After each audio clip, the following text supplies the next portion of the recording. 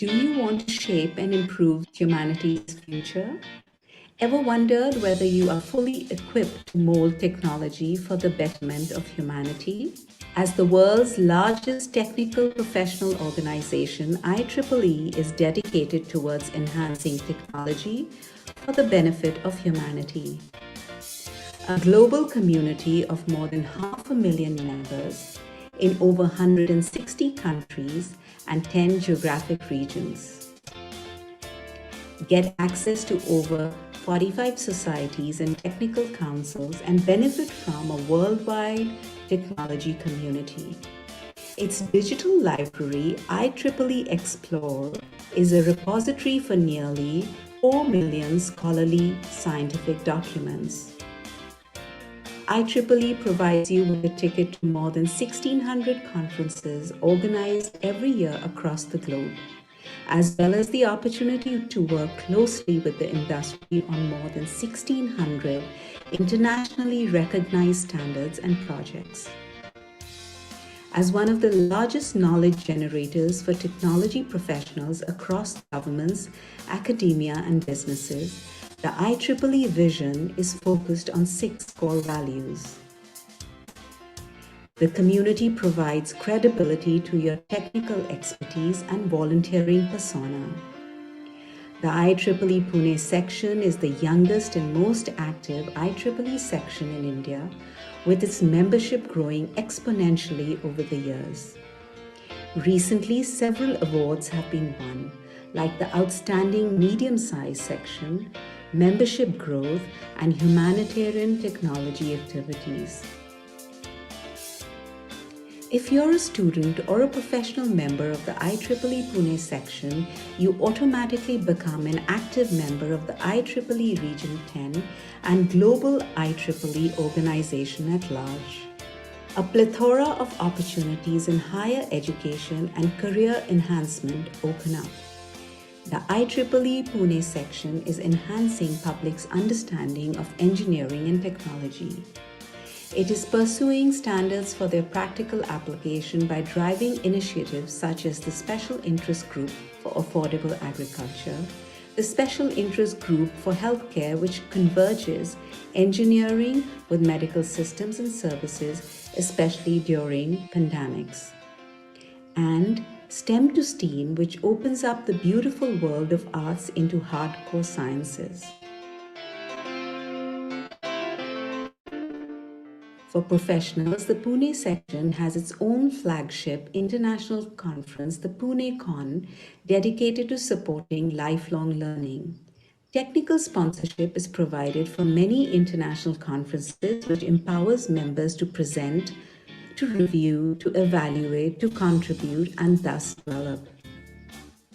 The IEEE Pune section also provides opportunities to build communities with advanced technical interests through initiatives such as Eureka, a technology dissemination contest for students in which engineering students teach science and technology to school students, inspiring a worldwide audience through the Austin Pune Sister City initiative, smart city hackathons, and eco-energy audits.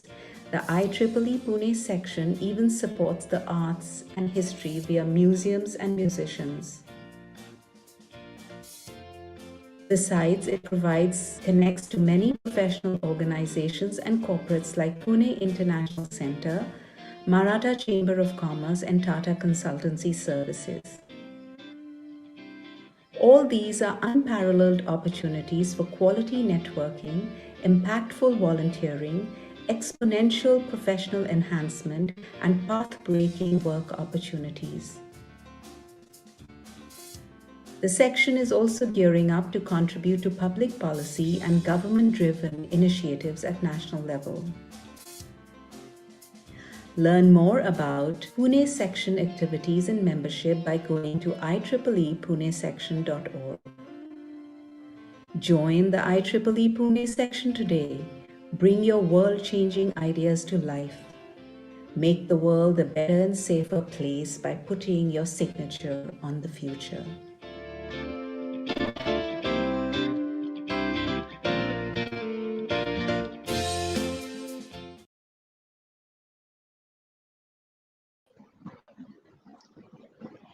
A very good afternoon to everyone.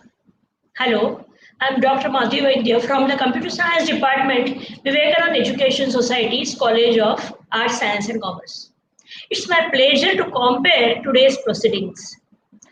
I welcome you all to the national level 2-day webinar series to be conducted under VIHAAN'21, our this year's TechFest, by our Department of Computer Science. The theme of our webinar is Applications of AI in Industries, and we consider ourselves fortuitous that we have got an opportunity to collaborate with IEEE Chapter Pune. Thank you, IEEE Chapter and IEEE section.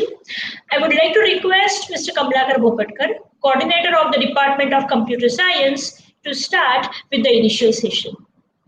Thank you, sir.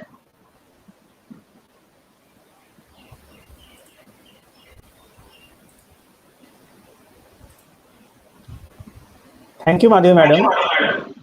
Respected Chief Guest, Mr. Girish Khilari, our Principal Madam, and dear participants, a very warm welcome to everyone. I am Mr. Kamlakar Bhopatkar, Coordinator of Department of Computer Science of VS College of Arts, Science and Commerce. At this point, I would like to quickly introduce you all to our department and the reason why we are here. Our department was established in 1999. Here, the students are rigorously trained in academics and are offered plenty of opportunities to apply their knowledge. We have produced rank holders and have a good placement record. Our UG students not only have designed good projects for our college or industries, but have also presented research papers. Apart from this, our students conduct the annual TechFest VIHAAN and publish an e-magazine called Techno. We are also a recipient of the Star College grant under the DBT scheme. As I mentioned earlier, VIHAAN is our annual TechFest that has lots of technical and non-technical events for the students. VIHAAN basically means the first ray of light. Through our fest, we organize sessions to throw light on upcoming technologies as well as career options. Due to the current situation, we couldn't conduct the fest the way we otherwise do. So this year, we decided to conduct only webinars. But look at the good side. Due to this medium, our participants are not just from Mumbai, but from all over India. We have got registrations not only from Maharashtra, but also from Delhi, Gujarat, Rajasthan, Tamil Nadu, West Bengal, Karnataka, Andhra Pradesh, Bihar, and many more, even from Hungary. We are really happy to receive such a good response, and we hope that we will do justice to our desire to spread knowledge. There is a famous quote by Swami Vivekanand: "A nation is advanced in proportion to education and intelligence spread among the masses." Webinars are for that only, but it also applies to today's technological era, isn't it? You just have to replace masses by computers. Well, that is what artificial intelligence is all about. Nations are progressing by making their computer systems more and more intelligent. We have planned to explore exactly that in our webinar, Applications of AI in Industries. In these 2 days, we have 2 sessions by industry experts, Mr. Ankul Kulkarni and Mr. Ajit Deshpande, dedicated to AI in healthcare, because in the last 1 year, we have realized what health should mean to us. We have 1 session from management perspective, how AI has been adopted by various other industries by academician Ms. Sapna Khatri Ramani. This year also witnessed the launch of Atmanirbhar Bharat campaign. Pandemic situation has definitely affected jobs. What can you do to become Atmanirbhar in such conditions? For that, we have a special session by Mr. Arjun Deshpande of Generic Aadhaar. Well, that was all about the theme, and lucky that we are able to conduct it in association with IEEE Pune section. Now, I would like to call our Principal Madam to introduce to our college and say a few encouraging words. Over to you, Madam. Thank you. Thank you, Kamlakar sir. And very good afternoon to everyone. Our esteemed chief guest, the chairperson of IEEE Pune section, Mr. Girish Khilari, other dignitaries from IEEE, our Vice Principal and Head of the Microbiology Department, Dr. Shantini Nair, Coordinator of Computer Science Department, Mr. Kamlakar Bopatkar, staff members of Computer Science Department, Dr. Madhavi Vaidya, Ms. Lakshmi Tiwari, Neha and Rajeshri, all invitees, my dear students, warm welcome to you all from Vivekanand Education Society's College of Arts, Science and Commerce, Chembur, Mumbai, for this two-day webinar on application of artificial intelligence in industry, in association with IEEE Pune section as a part of our Tech Fest VIHAAN'21. To give you a brief introduction of our college, it is multi-faculty college having 3 streams, arts, science and commerce. This college was established in 1979 and it is permanently affiliated to University of Mumbai. Currently, college is running 29 courses, which includes aided as well as self-financing section. We have 17 undergraduate courses, 9 postgraduate courses, and 3 PhD courses. Our college is accredited by National Accreditation and Assessment Council, NAC, with A grade. We have received Best College Award from University of Mumbai under urban category, and the funding from Department of Science and Technology and Department of Biotechnology. Our computer science department is recipient of Department of Biotechnology Star College grant. And all these things have become possible because of very hardworking and dedicated staff members and excellent exposure which we provided to our students by having continuous collaboration with international and national level agencies and institutes of repute. VIHAAN is annual Tech Fest of Computer Science Department, where dignitaries and experts from various fields related to computer science come and encourage our students to take up activities by which they are exposed to newer concepts emerging in the field of computer science. And the competitions are organized for students so that they can judge the caliber. I take this opportunity to thank IEEE Pune section, the world's largest technical professional organization dedicated to advancing technology for the benefit of humanity, for being part of our Tech Fest and providing us with national level speakers in the field of applications of artificial intelligence in industry, one of the upcoming field in today's pandemic situation also and otherwise. At the outset, let me congratulate and put my appreciation for Computer Science Department on record on behalf of entire college. The department has brought many laurels to our college by participating in Deep Blue Mastech app making competition, where normally engineering college students participate, and securing positions every year. Department has produced rankers, university rankers. They have also given college maximum placement for our student. So I really thank Computer Science Department for actively taking part for the interest of students. We wish Computer Science Department members and students the well-deserved success for national level VIHAAN and for working hard to give their students an opportunity to learn from stalwarts across the country. And by continuously organizing department events, in this situation also, they have organized it online. I wish you all good luck for your event and success, not only today, but in all your future endeavors also. Thank you.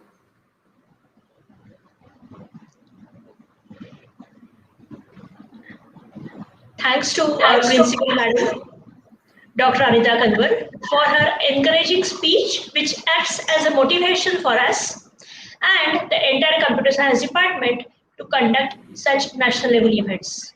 I would again like to call Mr. Kamlakar Bhopatkar to introduce our chief guest, Mr. Girish Khilari. Kamlakar sir, over to you. Thank you once again, Madhavi Madam. It gives me a great privilege to introduce our chief guest, Mr. Girish Khilari, and I will try my best to do justice to it in short time. Mr. Girish completed his BE Computers from Pune Institute of Computer Technology. He then completed MS in Software Systems as a topper from Birla Institute of Technology. He started his career as a software engineer in Dynalog India Limited, then continued as a lecturer and R&D member in Pune Institute of Technology. He then shifted to Zensar Technologies as software developer and went on to become senior project manager. Progressing further, he became director in companies like BMC Software, Sabha Software, senior consultant at CDAC Pune, co-founder of NextPath Technologies, and currently is the CTO and director of Elliott Systems, which focuses on industrial IoT. He is associated with Industry Advisory Board, BOS member, and National Innovation and Startup Policy. He is also chairperson of IEEE Pune section. But one line in his profile that touched me: I always enjoy mentoring raw talent. I guess that is why he is here. So without wasting much time, I invite Mr. Girish Khilari sir to address the online gathering. Over to you, sir. Okay, thank you, Kamlakar sir, Madhavi madam, and Anita madam. Am I audible? Yes, sir. Hello. Yes, sir. Am I? Yeah. Okay. Thank you. So, good afternoon. It is really a privilege that Vivekananda Education Society College of Art, Science, and Commerce, in association with IEEE Pune section, is organizing this national level webinar on applications Sir, of your AI in video is industry. off. Sorry. So your video is off. Yes. So let me Okay. try and because I am not in Pune, I'm at the remote location. So maybe there may be an issue with the bandwidth. So I'll try and stay on video as much as I can. But if the bandwidth issue is there, then I may switch off the video. Is that okay? Okay. Okay, sir. Right. Okay. So thank you once again for inviting me, and then you are conducting this national level webinar in association with IEEE Pune section, especially a group, special interest group in healthcare that we recently formed. And I'm very happy that Mr. Ankur Kulkarni and Mr. Ajit Deshpande are giving their valuable time, and then they will be speaking on AI in healthcare, as well as AI in healthcare, AI in medical and clinical diagnostics later today. So this is such an privilege to be part of this inauguration function. So as an office bearer of IEEE Pune section, it is my duty to highlight some of the key words that we all must remember as while conducting any activities like today's activity. So as madam mentioned earlier, IEEE is the world's largest technical professional organization, and the core purpose is to foster technological innovation and excellence for the benefit of humanity. As we all know, IEEE is essential to the global technical community and to technical professionals everywhere, and be universally recognized for the contributions of technology and of technical professionals in improving global conditions. So today's topic is really apt from that point of view, or from that perspective. So it's like IEEE is inspiring a worldwide audience by building communities that advance technical interest, inform public policy, and expand knowledge for the benefit of humanity. foster a collaborative environment that is open, inclusive, free of bias, and will continue to sustain the strength, reach, and vitality of our organization, that is IEEE organization, for future generations. So, as I mentioned, there are keywords like we all must remember is benefit of humanity, improving global conditions, service to humanity, enhance public understanding by involving ourselves in defining standards. So these are very important keywords, and one must always keep in mind, as Kamlakar sir also mentioned, that Atmanirbhar Bharat and Make in India falls in similar category. So the activities must represent all this, and whatever we do, it must be a benefit to the humanity in general. Okay, and a little bit on IEEE Pune section. So we started our journey a decade ago. So this is like 10th, 11th year. In fact, we completed a decade, one complete decade, and then started IEEE Pune section in June 2010.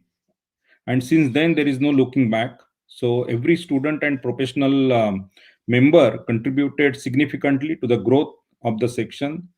If we talk about the last entire year, then section performed 197 different technical activities, broadly divided into 4 categories, namely administrative activities, student and affinity groups related activities, professional and social activities. And types of activities that we performed in our section, they are like training programs, then workshops, seminars, site visits, industrial visits, expert sessions, hackathons, conferences, various presentations, research collaborations. Then we also conducted quizzes, programming workshops also conducted, interactions with experts, then webinars, then competitions, guest and distinguished lecture series also we created, performed successfully. Then faculty development programs, few of them by various departments from various colleges that we participated and then conducted. Group panel discussions also happened many times.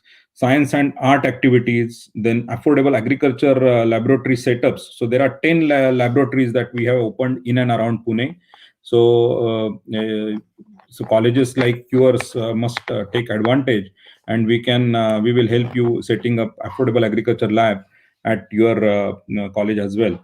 Then we also conducted roundtable discussions, then technical discussions, collaborations with incubators, research parks, various universities, then NGOs, government bodies, then conclaves, sessions with industry experts. We also celebrated IEEE Day, Science Day, World Telecom Day, then Humanitarian Activity Day, Women's Day. Then section performed few events jointly with other sections like Bombay section, Nagpur section, Madras section, UP, Gujarat. And section take pride to organizing its flagship international conference, PuneCon, every year. So this is like the fourth PuneCon happening in December this year.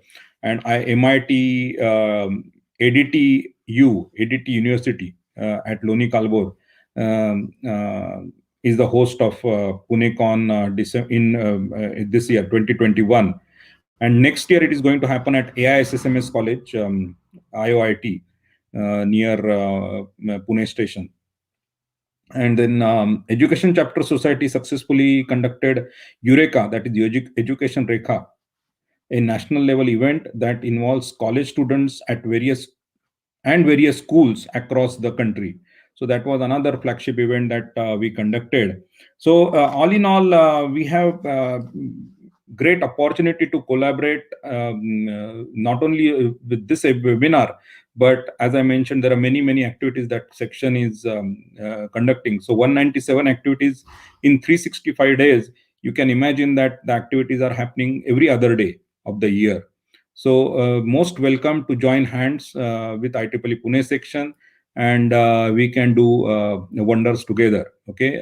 With that, I really congratulate the entire staff of Vivekanand Education Society College Arts, Science and Commerce, Computer Department and other departments who are organizing this event. So my best wishes and congratulations once again.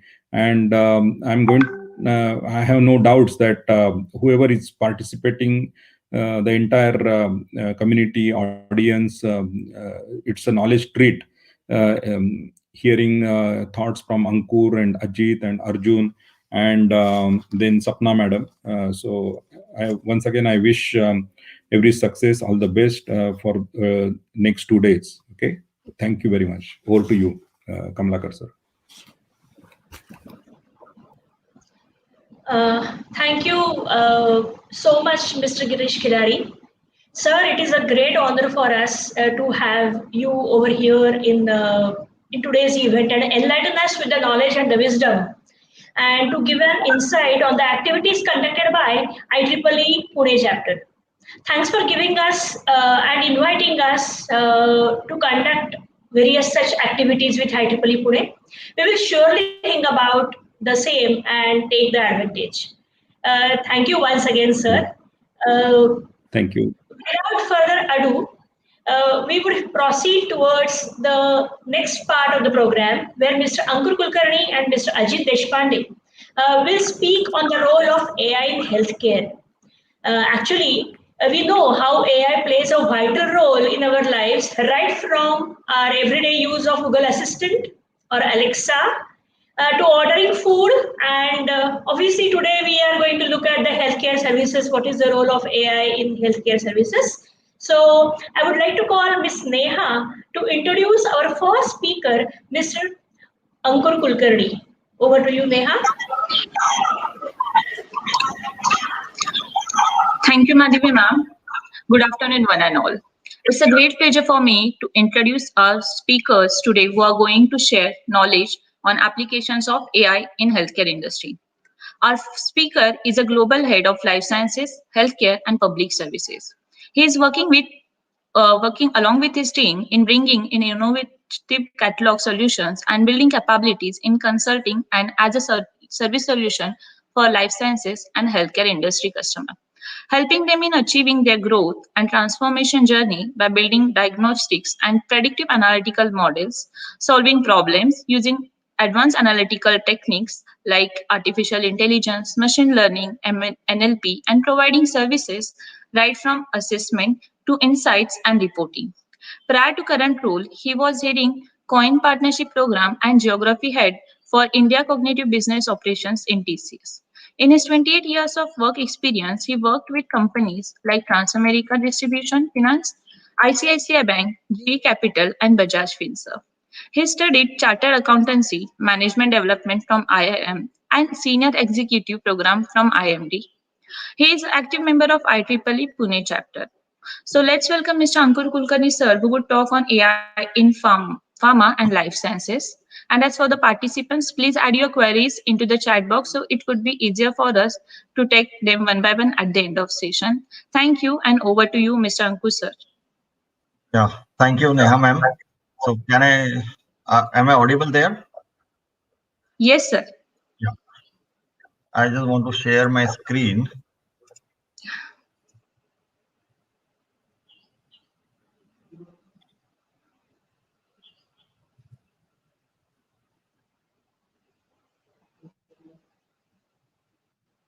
Are you able to see the screen there? The presentation which I'm showcasing yes, here? Sir. Yes, it is visible. Okay, great. So,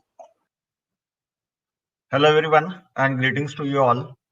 Thank you Principal Ma'am and college dignitaries for the invitation, and Kamlakar sir for the invitation and following with us for getting to this. Thank you Neha for the introduction. So today I will give a perspective on how AI, that is artificial intelligence, is gaining importance in every industry, every function within each industry, and also how it is impacting our day-to-day life. Today, when we want to type any message on your mobile phone, on in your WhatsApp, like I'm sure everybody uses a WhatsApp today, so it starts prompting the next word. For example, the moment you type something like "wish you," it starts prompting many happy returns of the day and so on, right? So Similarly, in the Google search bar, you go and do a search by just typing a natural language, the way you speak, the way you talk, the way you react, the way you write, and it starts giving you the closest match.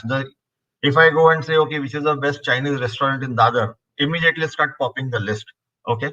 So how it does? It is nothing but all about AI. Okay. So that is what is the power of artificial intelligence, and that is what we are going to talk today in the today's session. Let me move to the next slide. So here, what you see on the screen is the complete evolution of the industry 4.0. Okay, right from steam to diesel to electrical engines, and also from the mechanical to mass to automated production lines. Over the last few years, we have transitioned from computer era to digital age, and we all have experienced in banking industry how ATMs have replaced cashiers today, how checkbooks have been replaced by the online transfers, and how your Paytms and Google Pays have taken over the cash payment in your day-to-day life. Amazon and Uber and Google Maps have brought in a paradigm shift in the way we shop and the way we travel today. Similarly, life sciences and healthcare industry is no way behind BFSI and retail industry today. In fact, they have progressed much more when we see. We have seen and read in headlines how augmented reality and digital twins are assisting in performing remote surgeries, clinical trials with AI, that is artificial intelligence, IoT, Internet of Things, and cloud. All these three powerful mechanisms coming together. Now you have access to anyone, anywhere, and anytime. Okay, so that is what the industry paradigm has seen a change. Now let us see what is AI all about and what is a snapshot of the AI. To go clockwise from the top, the various aspects of AI are the first thing being the stats mining, which is the analytics of structured data such as cluster analysis, predictive regression analysis.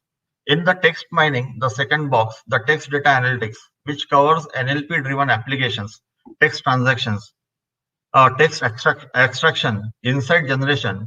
Very common example what we see today in text extraction is the Google search bar, right? You all are very familiar about it. The third circle is all about unstructured data. So what do you mean by unstructured data? When the unstructured data is in the form of a printed document or a video or audio image. So machine sensing AI such as image, audio and video analytics. For example, visual inspection or human organ image analytics for detection of malaria or any other specific disease. So the next one being in the intelligent automation or AI-driven automation. For example, automating a hospital triage process or a pharmacovigilance case automation. So you can see a lot of things are getting automated today, and that is all happening at the back end, running the AI engine at the end, right? And the last one being the cognitive engagement or a AI-driven conversational analytics with all the bots and virtual assistant work together in this space. So let me just take a pause and tell you about the relationship among the AI, ML, and deep learning, right? These are the terms you keep listening at every point in time. So what does you mean by AI, ML, and DL? So AI is nothing but the artificial intelligence is the superset and represents any techniques which enables computers to mimic the human brain.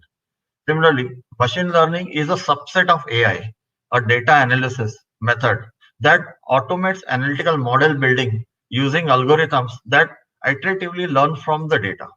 And deep learning is a deeper subset of ML, that is machine learning, that processes data and create patterns for decision-making process. It comprises networks which are capable of learning from unstructured data, the X-ray image identification, for example, of the data learning. Let us see what is happening across the industries in multiple areas in AI. So starting with banking and financial industry, you guys are most popular with that. So industry has been continuously seeing an application of AI along with the change in time. For example, Auto Advisor is an application that helps people decide their mutual fund or other financial queries best suitable to them. Also, auto advisor are very popular nowadays in the stock markets. So the people who want to trade in the stocks but do not know much about which stocks to take, which stocks to buy, which when to sell. So that is the time they make use of these auto advisors which are there. They are all powered by the AI and they run on multiple complex algorithms, taking the trends of past data, the current data, and they have capability to predict the future as well, looking at the past trends, and then they keep on giving you advices. Of course, these are all the advisors and recommendation engines. They are not the decision making engines. Okay, so you have to be very careful when you draw the line. So these are all the recommendatory and advisory areas where all these things are designed to. Similarly, AI algorithms helps in real-time fraud detections by providing alerts and raising alarms well in time, and it can help save millions to the banks. We have seen Google Pay is one of the classic examples today of the AI, how it detects, how it helps you just do a very seamless transaction from one account to the another account. When we go and talk about telecom, this particular sector has seen a several advancement from mobile phone to satellite connection. You all are familiar with the movie and the music recommendations. You are the all college students, so you must be very popular in streaming all these Ghana.com and Wink and many other things, right? So what runs behind the AI algorithm that helps citing a people like me concept? A connected ambulance is another big achievement in this space to monitor the patients in the remote and long transit areas. Similarly, the moment we move into the another example, that is retail and CPG, that is consumer product goods. This is an industry has seen an evolution. Okay, the boom is in e-tailing, not the retailing, but I specifically call a e-tailing, a usage like Amazon, Flipkart, where AI enables hyper personalization. AI helps in AR, VR, that is augmented reality and virtual reality driven trial rooms. As an example, some of you might have been able to relate to Lenskart as an example. When you go, you can virtually you can wear the frames for your spectacles, and you can see how you look on that. Similarly, travel and hospitality industry uses AI to provide real-time pricing depending on the demand and also the route planning and fleet optimization. Uber and Ola, you all are using on day-to-day basis, right? Are the common examples which you experience every day. The moment you take it in the peak time or a non-peak time or early morning or a midnight, the rate keeps changing for the same distance you travel. And how does it help?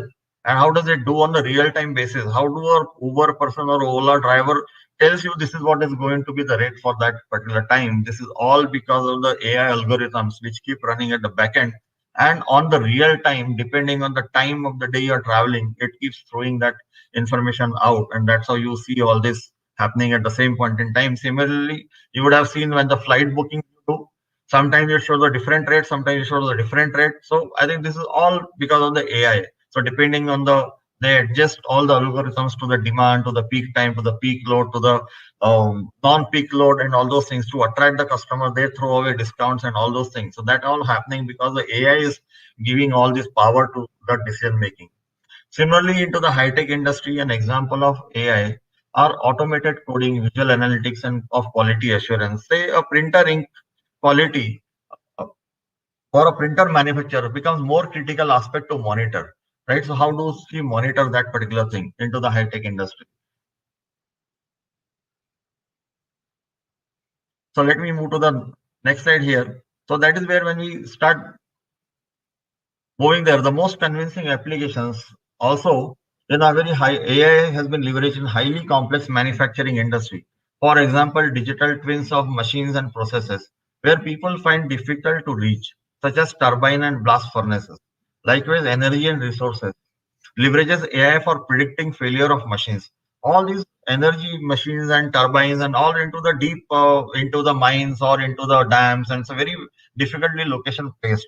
So they put a lot of sensors there, capture the data on the real-time basis, and keep on doing engines. Similarly, in a steel plant, you have seen the furnace where the manganese gets melted to make the steel. Right, the temperature is 2000 degrees Celsius, and how do you inspect that particular furnace is working right or not? And that is where you create a digital twin today. That is all powered by the AI, and you can see actually on the screen of your computer and see what exactly is happening inside the furnace. Similarly, you all would have heard something about the smart cities, an intelligent urban exchange, that AI-driven applications in public services, where city mayors today make very efficient plans through connected operations across departments, city monitoring, traffic management, crime monitoring, energy saving. Okay, so AI is now being used each and every place, each and every industry, and it impacts your life on day-to-day basis, right? At the starting, also you have heard something when you do your Netflix or you do your Google Everything is all powered by today AI at the same point in time. Similarly, in life sciences and healthcare, AI has come a huge benefit that helps in accelerating and mobilizing and patient well-being very effectively. Let us take a deep dive in what's happening in this industry. That is a core topic for today. So the key AI trends are mentioned: machine-assisted R&D, clinical trials, marketing, etc. As you see in the capsule here, that represents all the areas. The upper half is the in-house, that is all about the medicine discovery manufacturing. It's all happening within the premises of a manufacturer or a company. You can see the names which are displayed on the side. These are the large pharma companies across the globe. And the bottom half is all about going outwards. That is the marketing and post-marketing. Now we will see what every AI, how does AI play a role in each and every of these areas, what you see here. So when it comes to the machine-assisted R&D, how AI is critical there. As AI has been instrumental in fast-tracking and improving R&D, that is research and development efficiency, such as real-time planning, simulation, and alert generation.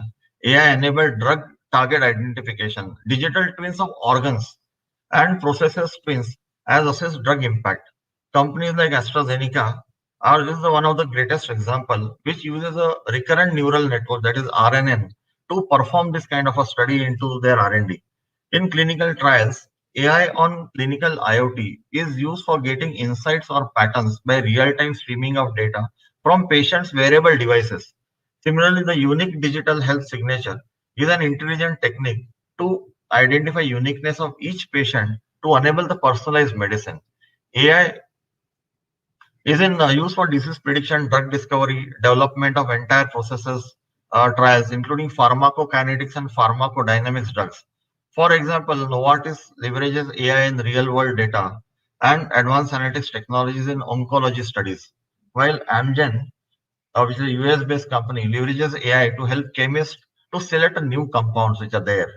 Another trend observed by creating a massive computing power and sophisticated algorithms, leveraging AI, ML, and IoT in transition to smart, intelligent, and automated manufacturing for yield improvisation. COVID vaccine is one of the result of smart manufacturing. For example, Moderna is seen using AI, cloud, IoT, RPA, that is robotic process automation, and analytics all together for a large-scale production of RNA-based therapeutics, whereas Pfizer is using this in connected manufacturing plants, and Merck leverages AI and Industry 4.0 modularization in manufacturing. Similarly, in quality assurance and safety, because in pharma companies and in life sciences, quality is the must and which is the most integrated and critical part, because every medicine has a vital impact on the human organ or a human body, right? So quality assurance and safety being extremely critical in life sciences have seen the utility of AI through virtual, digital, and real-time authentication. Johnson & Johnson is already using AR, VR, that is augmented reality and virtual reality and smart glasses, based visual inspection in the process. So they use these techniques for the ongoing inspection, because of human eye cannot detect what is happening inside and which molecule is getting merged with and how the things are happening. I think they use all these techniques to get the assurance into the quality. In pharmacovigilance, for adverse event reporting and alerting risk through AI has been profound step in drug safety. And that's how you are able to cut down the cycle of the drug enrollment, because you have to go through phase 1, phase 2, phase 3 of the pharmacovigilance steps into the drug discovery areas, and that uh, increases a lot of time. Similarly, we see the bottom side is there. So AI usage no longer gets restricted only in R&D and manufacturing, but how it gets very highly applicable to the other areas like commercial. The another area that has seen a significant trend in AI and analytics is commercial space, wherein the exponential data is used for optimizing return on marketing investments, identifying products, patients and physicians segmentation, social media analytics for tracking the patients and customer sentiments, right? So we have been seeing, so people are very active on social media. You have taken some drug or some, now COVID shield has come in. So people keep giving a lot of reactions. A lot of the people who have experienced or people who have not even experienced started commenting about it. Okay, so how do you capture? How do you form an opinion out of it? AI-enabled next best action framework is a design to expedite marketing decision for minimizing the spends, because every pharma company has to spend a lot of money in marketing and selling their products. So you see, you go and buy a tablet of kerosene, it is hardly a rupee or something in the cost. But the R&D which has gone behind, the manufacturing which has gone, the marketing which has gone, it gets produced in one country and gets shipped and sold in another country. That entire cost has to get into a right space, and that again it has to cost below 1 rupee to you. Okay, so all those things are there. So how you can make your process more efficient? So that is where the AI plays quite a vital role in deciding which medicine to sell in which market at what price, what is the customer segment you should really target upon. Similarly, the intelligent supply chain is also a major breakthrough in life sciences industry, right? So why this is becoming very critical, the supply chain aspect, because you have seen that every medicine you buy today comes with an expiry date, right? There's no single medicine which does not have any expiry date. If there's no expiry date, you don't buy that medicine, right? So expiry date means that validity is very limited and the date is printed. This is the only industry where date is printed, right? Other than that, the food industry also started doing it. This is so for the usage of anything consumable what you buy, right? So, but in medicine, it becomes much more impactful. So the supply chain becomes much more time critical. So companies started using AI techniques like blockchain, AR, VR, machine learning, and cloud-based solutions for alert generations, risk simulation to increase efficiency. IoT sensors and satellite data is used for automated tracking and forecasting. The big shipping containers and all the containers on the road when they travel, they are all connected through GPS to a satellite, and the live data is always being provided. So companies are looking for end-to-end visibility through analytics on a global supply chain across, right from sourcing, planning, making, and to deliver to the end customer or to the end consumer or to the end patient or to the end hospital, which is there who's consuming it, right? So every medicine is tracked right from it leaves the factory premise from where it has been produced. It goes through the sea route or air route, and then it goes to the end destination. So every movement is getting tracked today. Also, we are seeing a trend in life sciences leveraging AI to enhance their operational excellence. So computer vision and deep learning algorithms are used to automate screening of X-ray and brain scan images today. While intelligent process automation and NLP, that is natural language processing, is extensively used for scanning of the patient documents and automated information extraction.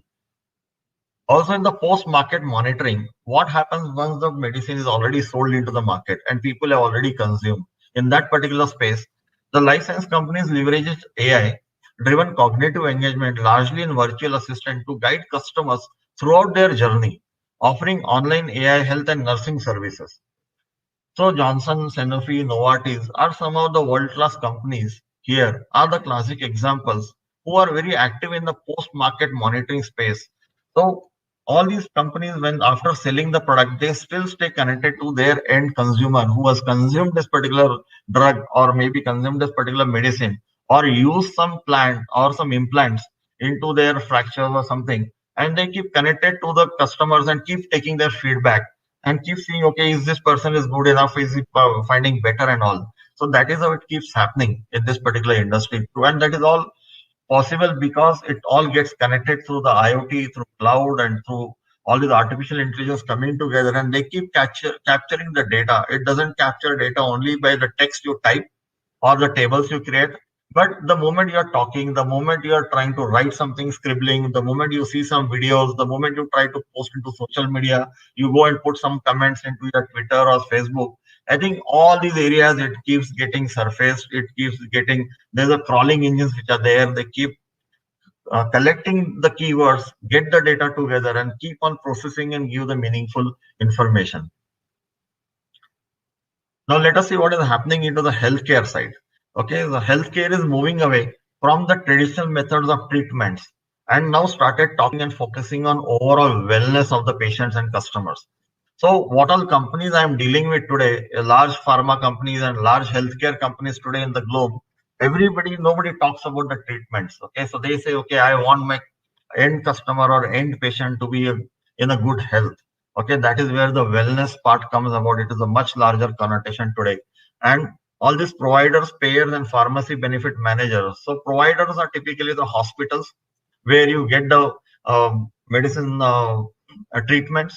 The payers are the one which are the insurance companies into the health segment, and the pharmacy benefit managers are the pharmacies like CVS Pharmacy, Apollo Pharmacy. You must have seen all these medicine shops which are there. The large players who are there in the industry today are also in the process of adopting AI at large, right? With the help of AR and digital twin, doctors are able to perform remote surgeries. Recently, NHS UK doctors have helped perform an open heart surgery in a very remote village in Chikaldara in Maharashtra. Also, the doctors from Boston have enabled surgery in Jhunjhunu, that is in Rajasthan, for a transplant. So doctor is not sitting here. Doctor is sitting miles away, but through a digital twin process, he can see the exact replica of a human heart or a human body part which is supposed to be operated. And they try to perform operation there on digitally.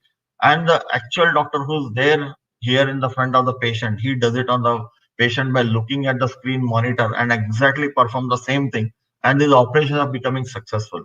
This is all happening because of the augmented reality and virtual reality. The augmented reality, you feel as if you are sitting in the same room. Like we are all virtually connected right now. I'm sitting in my home and talking to you all guys. But in augmented reality, you will feel that we all are sitting into the same room, right? So that is the power of AI, which goes beyond. So let us see what happening into the healthcare trend into the provider side. So that is the hospital side. Let us look what hospital is doing today. In the patient access and care, the intent is largely the same. How AI technology can create a seamless patient experience, improve communication, and streamline the clinical workflows. In Tata Medical Center in Calcutta, that follows a WHO, that is World Health Organization protocol, leverages TCS, there I work in the same company, is creating a paperless hospital that patient reports are virtual and digitized, allowing real-time monitoring and fact records care provision. Use of AI ML is to assist pathologists today in making more accurate diagnosis, intelligent symptom checks, and early detections. Similarly, cloud companies are enabling healthcare providers to transition patient data to enable access anytime, anywhere, and to harness the power of cloud and data analytics, machine learning, and modern productivity tools to avoid loss of data and safety of patient medical records. So, anytime in your lifetime, you would have gone to any of the. So now in India also we are getting the EMRs and EHRs which are there, electronic medical and health records are getting created. So that is where right from your birth till the age you are, I think entire medical history record gets captured. Whenever you go and do a blood test, whenever you go and do annual checkups, whenever any operation happens on you, whenever some treatment happens, whenever you have a typhoid, when you do an appendix, everything gets recorded. Okay, so what area you are allergic or not, everything is recorded there. And all these digital wearing gadgets like Apple Watch or Fitbits, what you wear, I think they keep providing a lot of data today, right? So with all this coming together, you create a record, and that is all gets stored on the cloud. And that is where when you go to any hospital next time, the moment we put your name or some identification number for you, immediately the entire history of the person comes in, and it helps the doctor to take the decision very immediately, whether are you diabetic or not diabetic. So today you are staying in Mumbai or Pune or Bangalore, you travel to Delhi, you meet with an accident, and immediately you have to rush to the hospital. What happens? The doctor doesn't know what is your blood group. Doctor doesn't know what surgeries have happened. Doctor doesn't know what you are allergic for. And at that point in time, it becomes a difficult situation for anybody to treat a person at that in that situation. The moment there's an identity to that person and you put into the system, the entire data pops up, and that is where doctor knows, okay, this person already some operation has happened. Oh, he's allergic to X, Y, and Z, so I should not give this kind of medicine. I should give him a different medicine and all those things. I think those becomes very much feasible and possible. And all this now coming together and becoming really easy because this cloud company started coming together and working closely with the hospitals. Similarly, data interportability gives 360-degree views that supports digitally enabled telehealth and remote care feasibilities. The excellence in cost and operations. So this is also helping by leveraging the AI on de-identified data to advance medicines and improve the health of patients. Predictive analytics to identify non-ICU patients that are likely to deteriorate faster by use of augmented and mixed reality based visualization record. So you don't need to wait for a patient or a doctor to come and tell now the patient on so and so what needs to be shifted to an ICU. The moment every time the recording happens, the system will tell, okay, this patient health is deteriorating, you better shift him to ICU from the ward. And the patients who are already in ICU, this patient is doing very fine, you can move him back to the ward. Okay, these are all the AI will keep telling this back to the on a real time basis. Also, use of cognitive engines like chat bots, email bots, and program bots to assist in register, admission, and post hospitalization care of the patient. When we see now what is happening on the healthcare payer side and the pharmacy side, the insurance companies, the large companies which are there like Cigna, Humana, HDFC, Life of the world, they are very large healthcare players. In comprehensive wellness, today payers are focusing on wellness and predictive care models to increase the awareness of the health among members. IoT devices, including wearables, we used to monitor the patient health at all times. You all know Apple Watch and Fitbit, right? So they keep throwing all 24/7 data to a system. Also, AI/ML deep learning is enabling potential disease predictions and provide virtual assistant for customers and patients. Similarly, member experience, AI leverage smart platform for distribution of health solutions geared towards the health plans for individuals, employers, and government organizations that enables predictive diagnosis, voice assistance, and improved efficiency. Cigna is one of the classic example to this using to their benefit. Payers and pharmacy benefit managers are moving to cloud and empowering self-service analytics to serve the customer better. And in the clinical space, the trend observed is IoT, AI/ML analytics, and automation-driven initiatives to trace and track customers' health and alert any anomaly. Also, companies focusing heavily in improving efficiencies, reducing fraud claims, and arresting leakages in overall to their benefit. So now let us see some of the real life examples. So this is enough about the theory and what is happening in AI, but how does it practically come to use? So let us see about enabling how AI is enabling licenses, healthcare, and core ancillary areas. So one of the examples like pharmacovigilance, a solution powered by Decision Fabric, that is one of the TCS proprietary tool and patent, is a breakthrough solution today. Pharmacovigilance is about the drug safety, which is a science relating to the collection, detection, assessment, monitoring, and prevention of adverse effects with pharma products.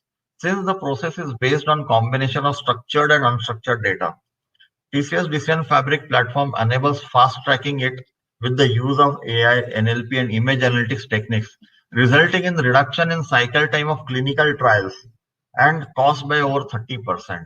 Okay, this has been one of the wonderful areas which has been invented, and that is undiscovered, and that is where you see the drugs uh, have started coming much more early. One of the classic example is COVID, right? You have seen the moment COVID has come within 1 year, you have seen some of the drugs already started rolling out into the market.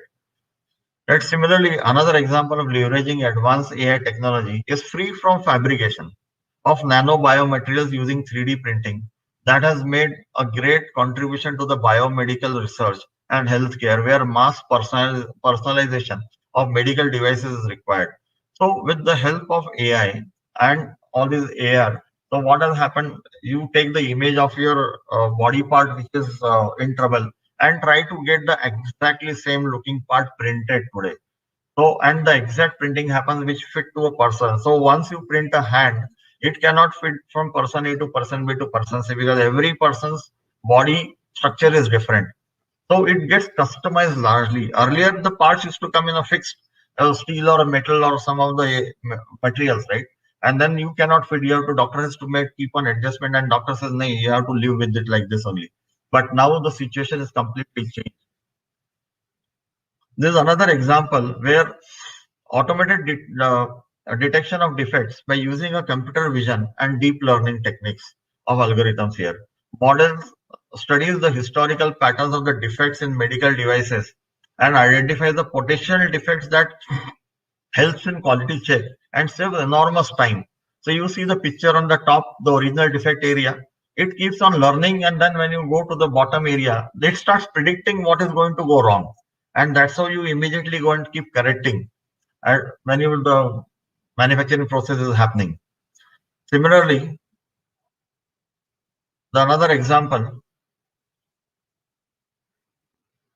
of conversational AI, right? This is something on a call where the digital and AI powered nurses assist patient remotely.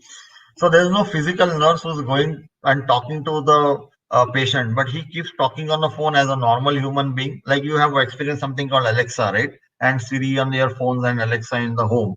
So I think that is how it works. As AI-powered bots that are trained on patient information, and they learn more and more and to guide the patients and direct critical patients to the hospital.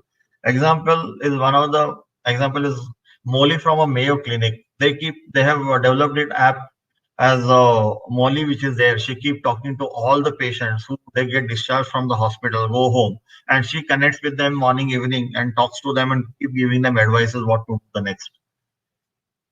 Similarly, AI assist in case of R&D, the extraction of the required information and the metadata tagging of various different forms like forms and formats like text, image, audio, and video are performed with effectively AI algorithms. So when the information comes, it doesn't come into the single format.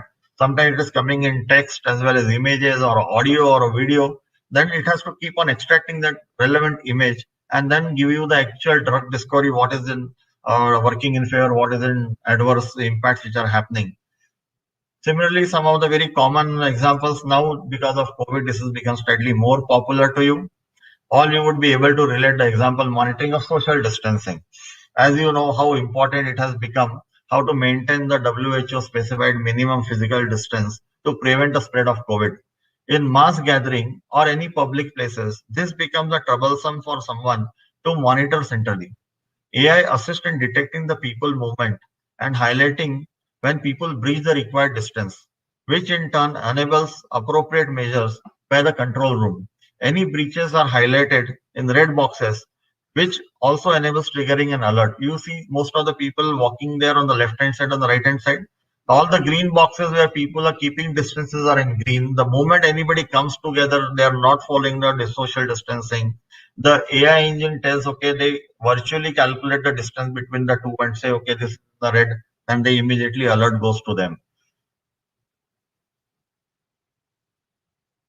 Similarly, in the next example, when you see the no-touch thermal screening mass movement is another example to detect the body temperature by automated no-touch thermal screening, especially in mass movement areas. When people pass by the CCTV, the infrared thermometer detector detects the temperature, and AI helps in notifying that screen as well as highlighting the red, the ones with higher temperature than specified. So all this infrared, the moment it captures, the temperature is set. Anything goes beyond that, it starts flashing into the red. It is very effectively used today in all the commercial spaces, malls, railway stations, bus stands, airports, wherever you go, and people keep passing in a lot of numbers. I think that is where immediately it keeps flashing all this in green, red, and the moment they're red, you can keep shortlisting those people because their entire image gets captured and the movement gets captured. Okay, so that is how you AI is getting used in this particular space today. This is another example you may be very familiar.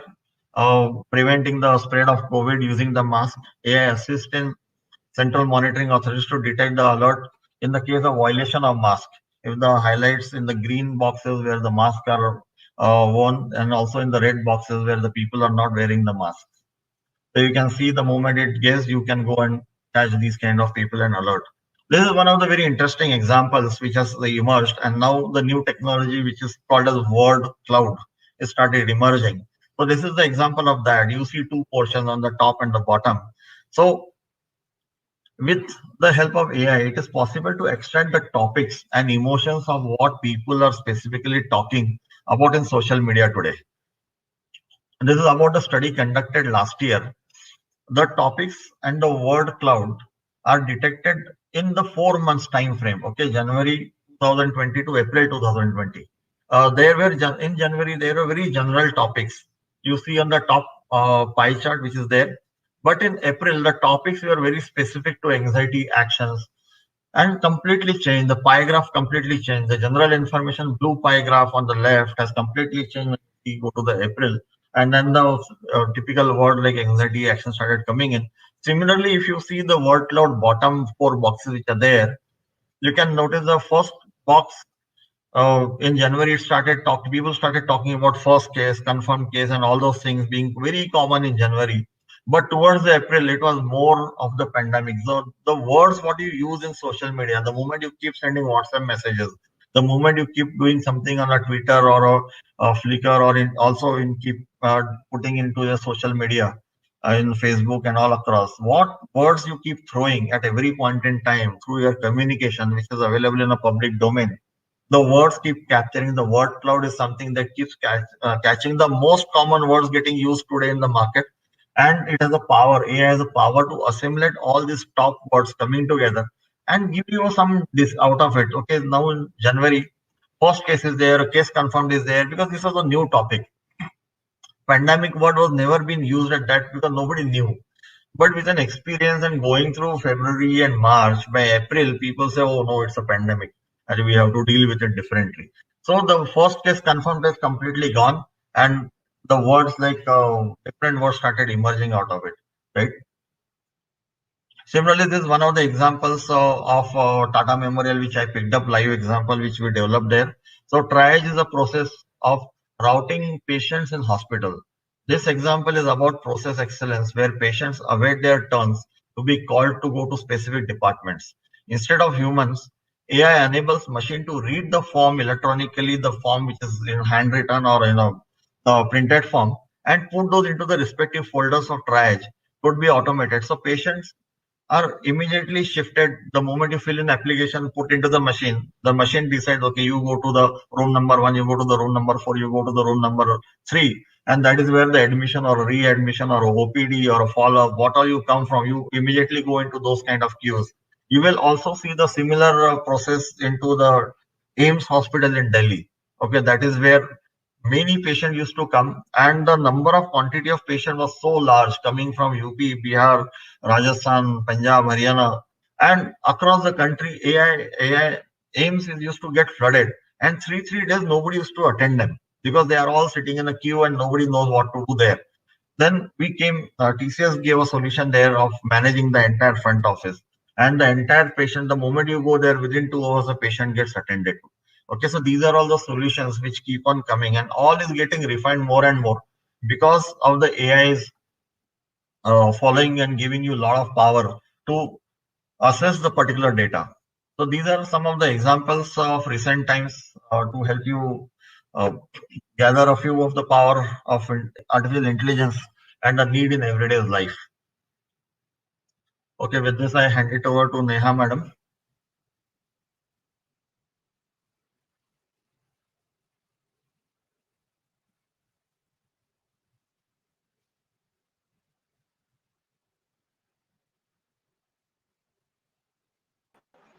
Okay, thank you, sir, for the information on how AI is used in pharma industry. Hope our students will take the advantage of this information and use this knowledge to build their career. Now we'll start with the question answer session. So the first question is, sir, what is reinforcement learning? Can you tell me about it? Hello?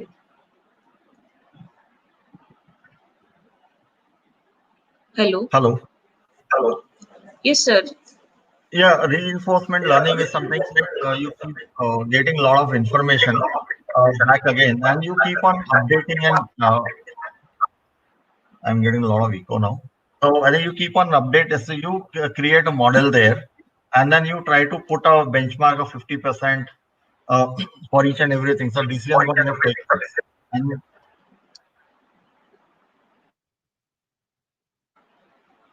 hello.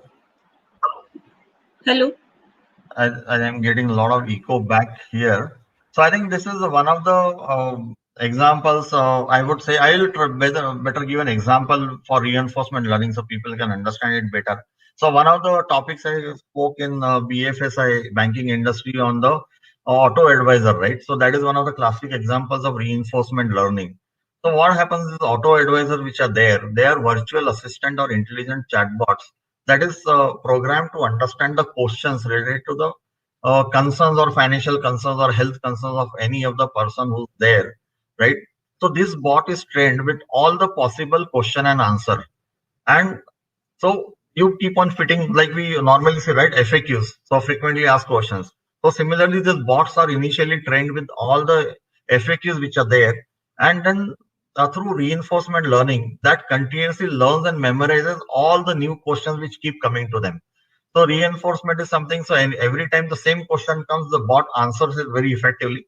But when the new question comes, it has to learn on itself. The moment a new question comes, there is a person who's there attending that. He keeps giving that and upgrade the knowledge of the bot. And then next time when the same question comes in, the bot answers on its own.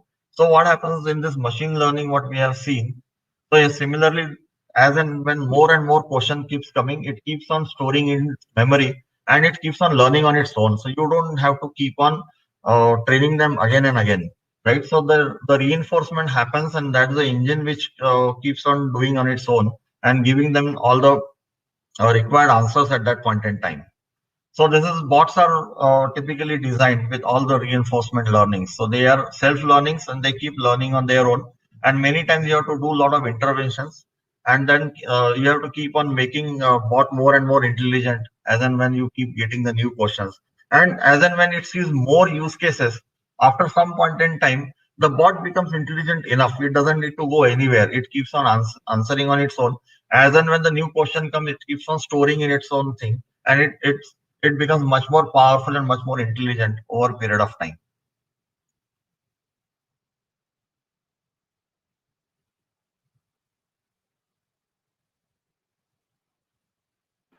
Okay, sir. So next cause human contact in healthcare to decrease. I'm not able to get the voice in here. Hello. Am I Hello. audible, sir?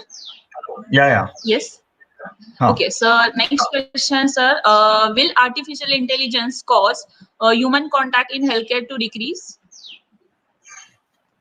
Yeah, that is already doing, madam. Artificial intelligence is today, I've given some of the examples, right? Your augmented reality or virtual reality is actually helping the human contact. A lot of telehealth is happening today, right? Telemedicine and telehealth. These are all the concepts where AI is powering all those things. The people can ask questions only on the phone, and the bot will answer what are the next steps to be done. Today, you just take an image of, suppose there is a injury on your hand, you take an image and send it to an app. The hospitals are maintaining a lot of apps or even this. It will diagnose what kind of image is there, and then it will recommend the medicine to be taken or the treatment to be given on this particular things, and it will come back. So you don't even touch it. You don't need to physically go and visit and tell. I think the session which you have with Ajit sir immediately after my session, I think that is where I think I would like to reserve this question for him, because he is going to compare the computer vision and how image analytics works together to give this particular benefit of artificial intelligence.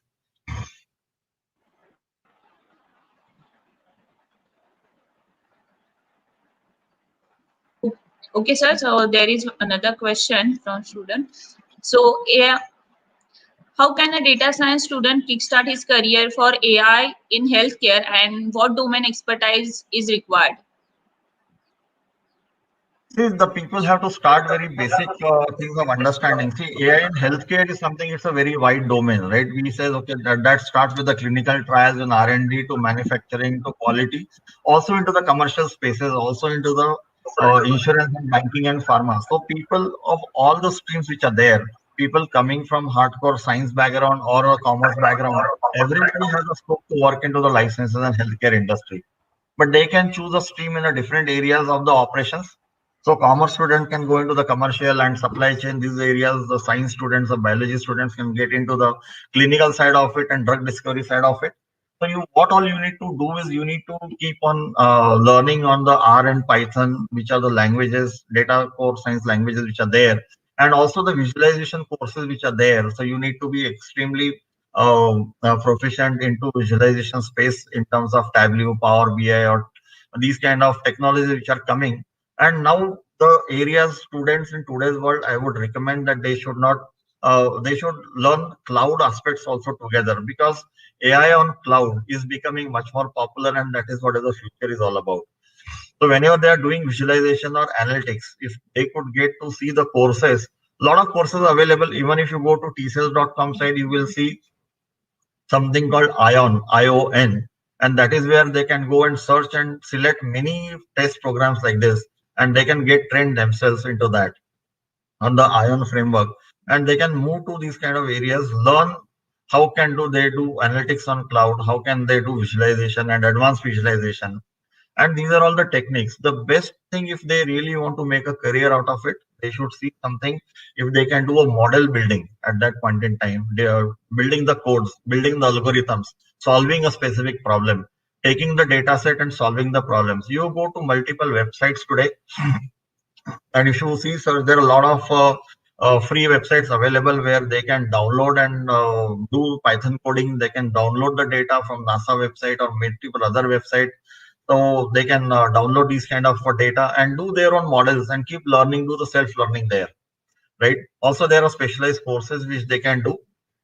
And if they have any queries, you please visit tcells.com, where we provide a lot of material for them to study and research and learn. Also, I think Google is one of the best libraries available today, where you can see a lot of things which can be done. But I'm sure that every person who's there from Vivekanand College can definitely be one who can serve the licensed healthcare industry. If you are good in communication, you are good in telecom, you can get into teleservices, you can get into multiple other areas. You don't need to be necessarily getting into the clinical R&D. You have to be very good in physics or chemistry to get into the life sciences, right? You can get into any stream and domain at this point in time. Okay, sir. Here is another question from the chat box.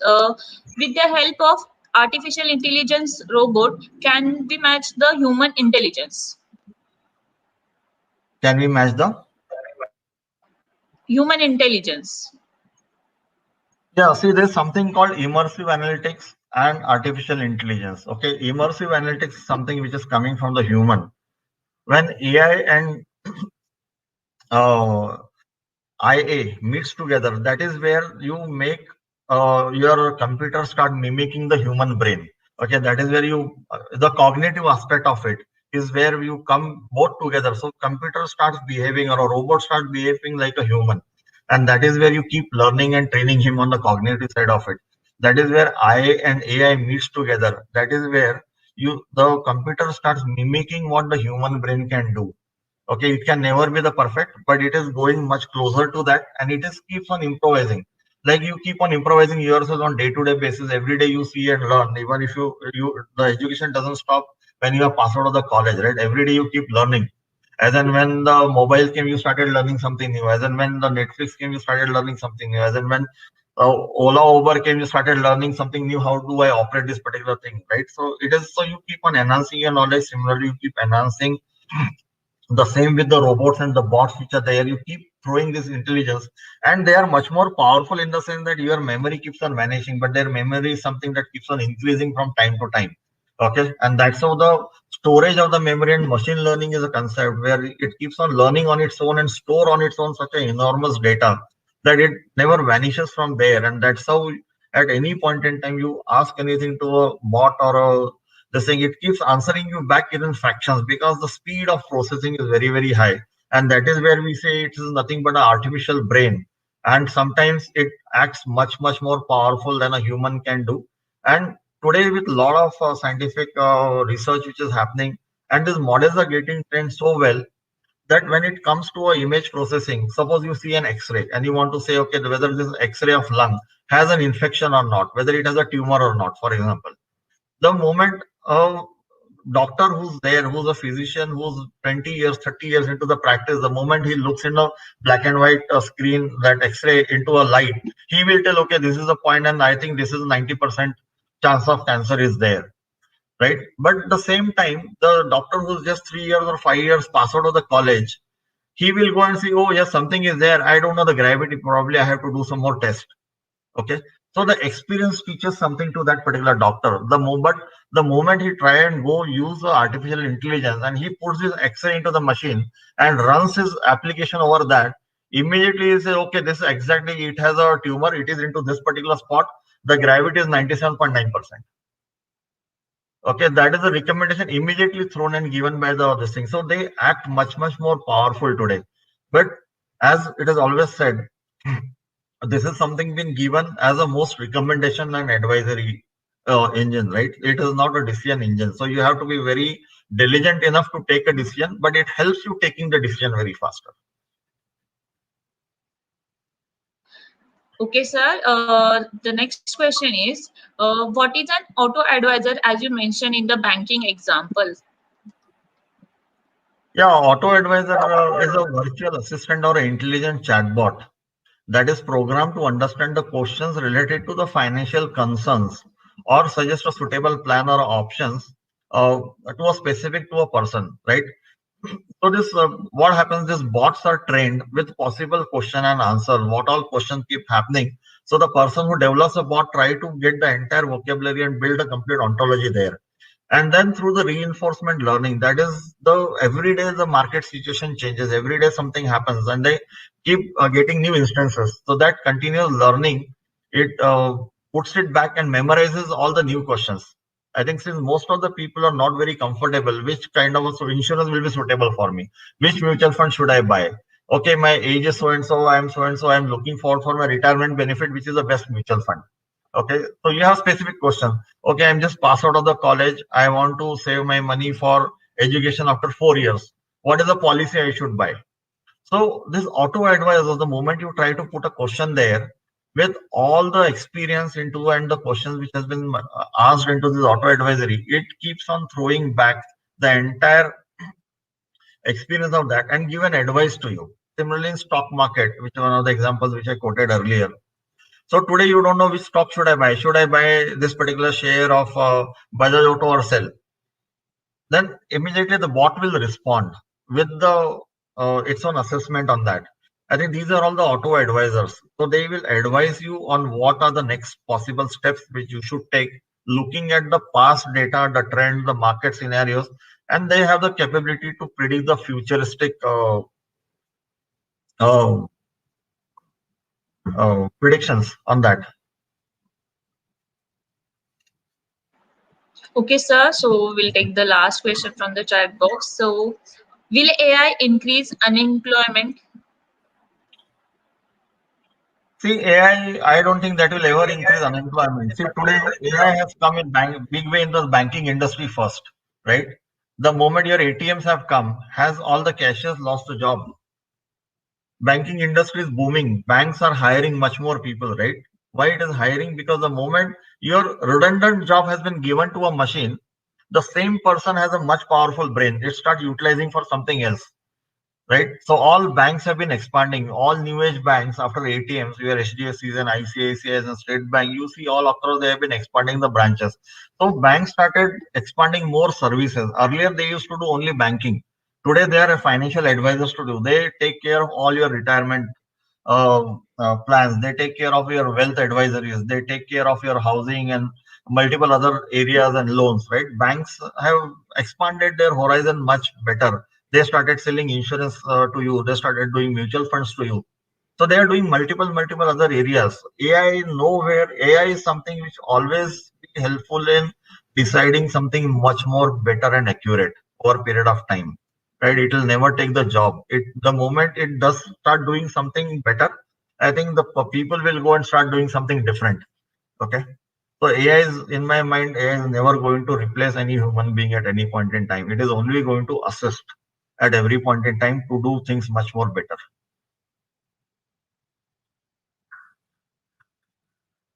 Okay, Okay. it was so cool, sir. Thank you for answering all the questions patiently. I hope you enjoyed the session Okay. also with Thank the you so question much. answer session also. Okay. Yeah, thank you so much. So Thanks.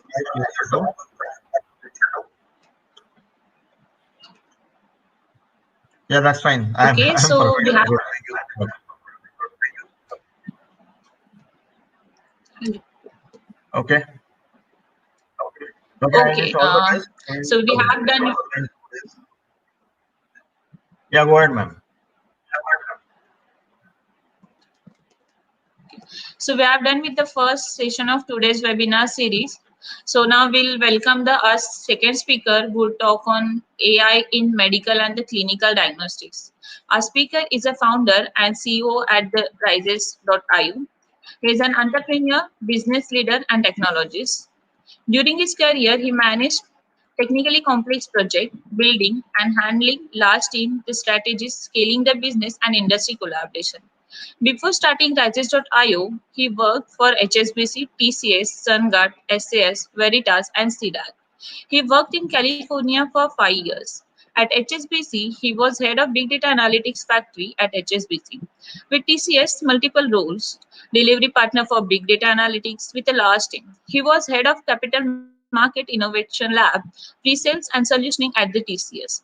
Under the strong leadership of him, Rises has developed high-tech solutions in healthcare delivered via Rises.ai platform. The technologies include machine learning, deep learning, big data, blockchain, and cloud. The chronic and critical care AI solutions by Rises caters to diseases including cancer, TB, COPD, COVID-19 for treatment response assessment using medical imaging and pathological data. He is also speaker at the various forums. The topic of interest includes the operations of AI and blockchain to BFS, healthcare, and the life sciences. So let's welcome Mr. Ajit Deshpande sir to continue with his session. Again, the same instructions for the participant to leave the queries into the chat box. So we'll take them at the end of the session. Thank you, and over to you, Mr. Ajit sir.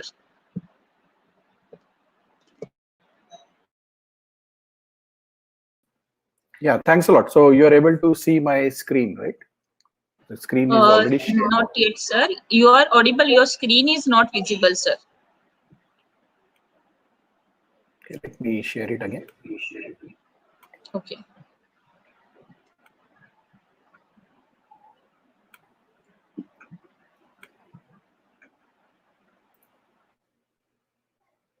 I think you have to allow screen sharing. Okay. Just a minute, sir.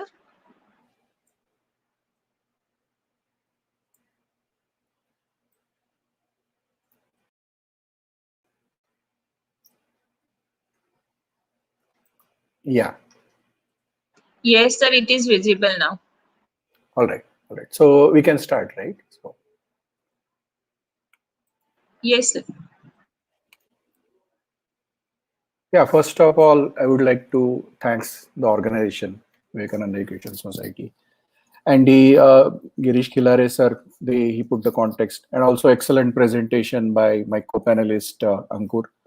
So we would like to take the discussion forward, and it's not very easy job for me when Ankur has made such a fantastic presentation.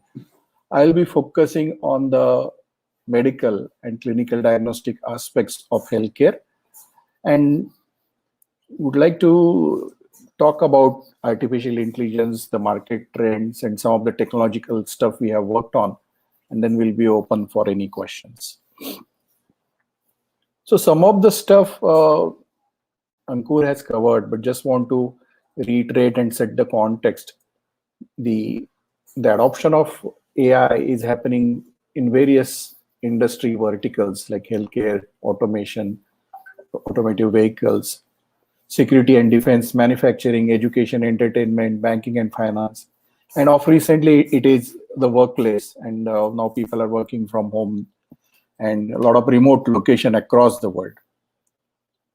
Especially in healthcare, what we see is a lot of initiatives have started in, for example, NHS UK has started healthcare in research where they want to collaborate between the researchers in the drugs and the medical doctors and various academicians. The disease prediction is some of the stuff my company is working on, disease and cancer detection and prediction. Automating some of the tasks, and the chatbot, various chatbots are already in the market for for the doctors or helping the patients in this pandemic situation. And a lot of robotic surgeons have also getting evolved. So from the market perspective, what we see is there are 4 or 5 broad categories what I'll be focusing on, which is related to medical imaging and diagnostics. I'll be talking less on the wearables, but wearables is very important aspect and which directly interacts with the end user, the patients. The lifestyle management, there are several startups come up, and healthcare biotech companies, they have become very large, like iCarbons. And inside risk management is another very lucrative area for all the students and academicians to look into.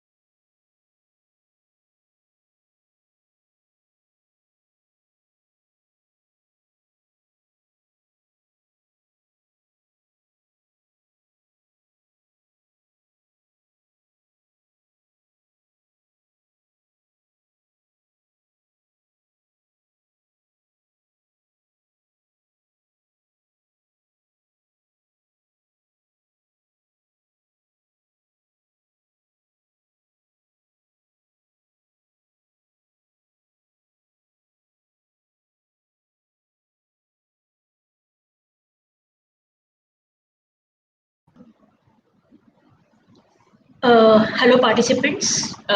It is so sorry that I think Mr. Ajit Deshpande's internet issues have occurred. So sorry for the same. Please wait and have patience. We are in contact with him and we will get back to you. Please see the chat for the same. Thank you.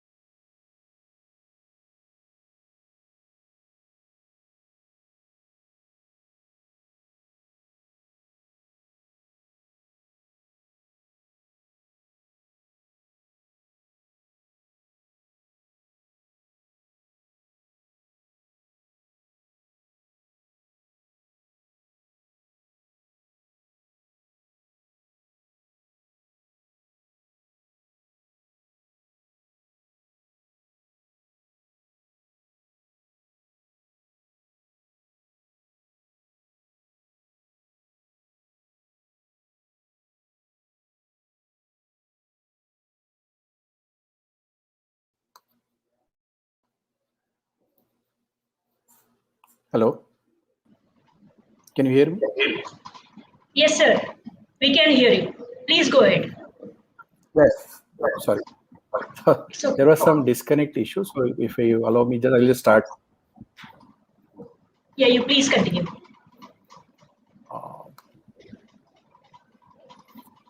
It is working.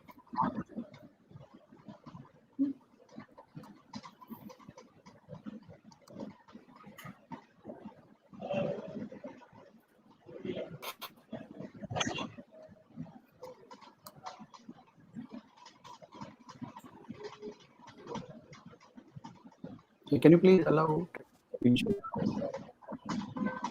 Huh. It's getting shared. Yeah.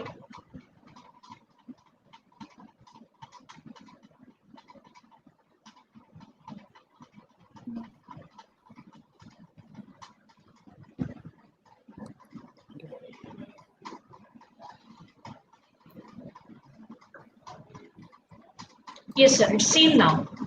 We can see the PPT presentation.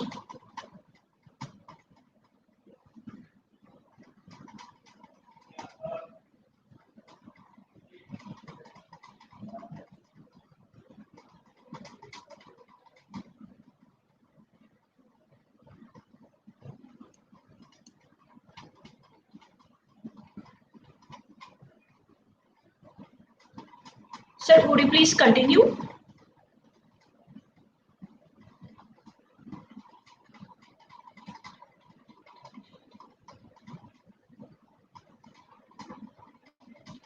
I think still we are not in a position to connect with him. So we will wait. So participants, please have patience. Yeah. Yes, we Sorry can about see you. Yeah, I know. All right. So maybe, ma'am, I'll just move 1 or 2 slides back and continue. Is that okay? No problem. No problem. We'll do. So you are able to see my screen and you are able to hear me. Yes. We can see you.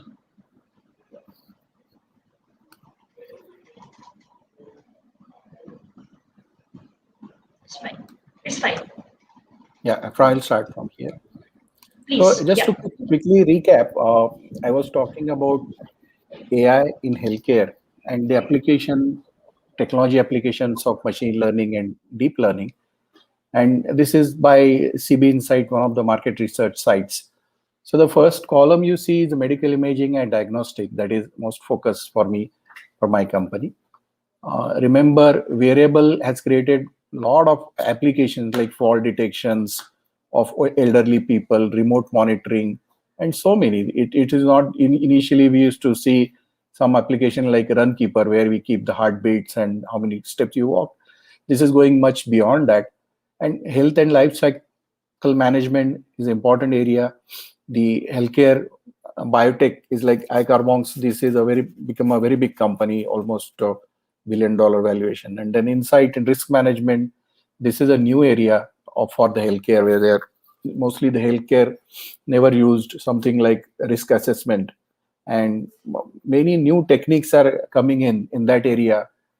Also in the emergency room and remote hospital monitoring, there is a lot of demand for that.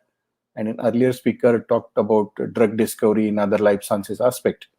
In India also you see a lot of need for the remotely helping the pandemic impacted population for mental health and also the nutrition related aspect. So there is very big demand for all of us, for the students, the academicians, as well as the entrepreneurs like us.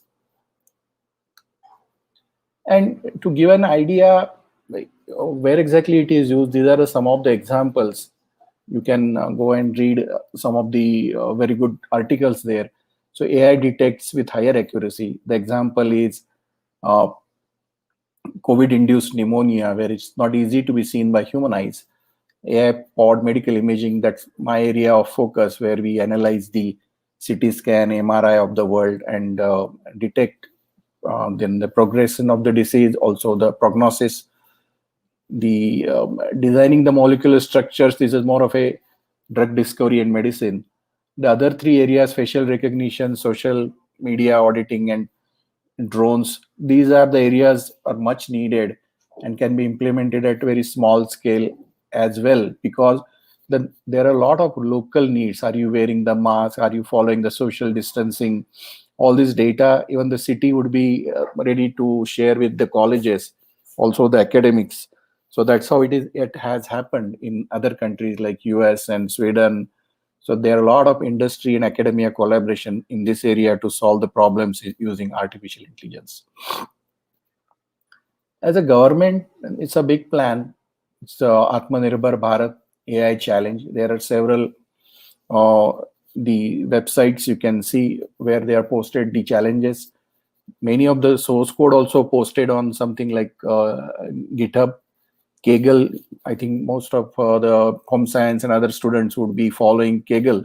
So the Kaggle is a very good way to learn and to see the solution where we can implement in our context. Like you see, the first block itself is AI solution for healthcare in this Atmanirbhar Bharat RISE seminar, which happened last year.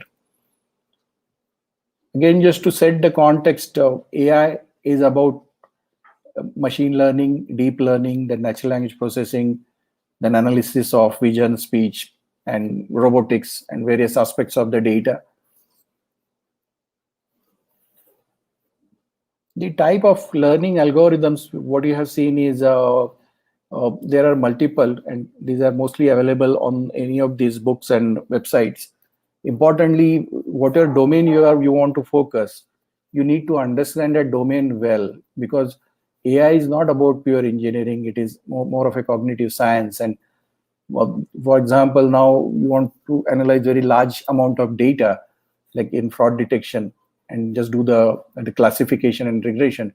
The supervised learning is the best because you need the help from the domain expert. Unsupervised learning, where you do the very large scale text mining, the facial recognition, what you have seen on the Facebook, where your face is identified, which is an ImageNet kind of technology they have developed and used. And also in case of reinforcement learning or gaming, financial sector, and various sector, they're already using that. Just to take an example, it is state machine. So the internal state, and then you put the action, the environment, you put the reward back. And this is how these algorithms are developed.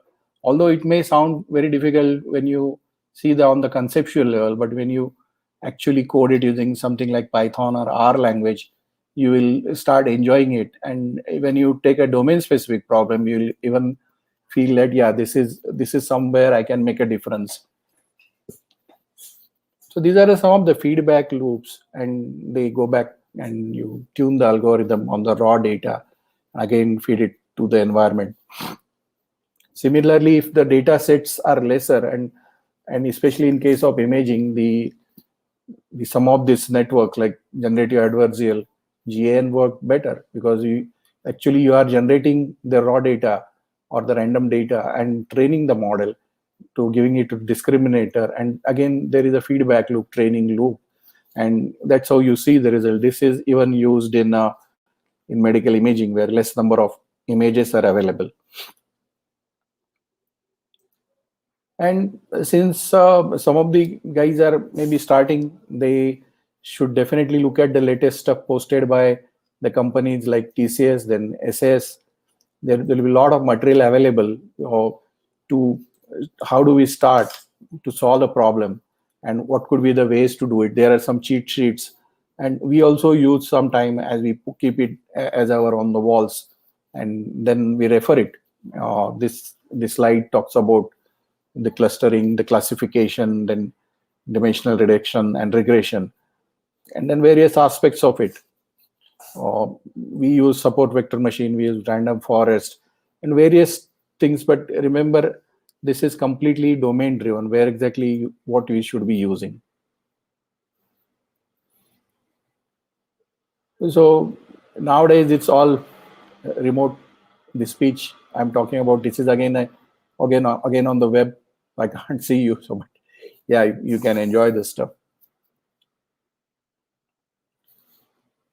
Importantly, you need to understand what exactly AI is not about. AI is not just about data. Because many people feel you get more data, you feed more data, your results will be accurate. Partially true, because along with data, you need the domain expert. For example, in medical domain, you need a doctor. In case of financial, you need a banker to tell us like what exactly the fraud is, what fraud not is, all that stuff. So it is not just the analytics in the, as in case of BI, so business analytics is a very old topic, and companies are using for graphs and nice presentations, and a lot of business intelligence is being already used for more than 10 years.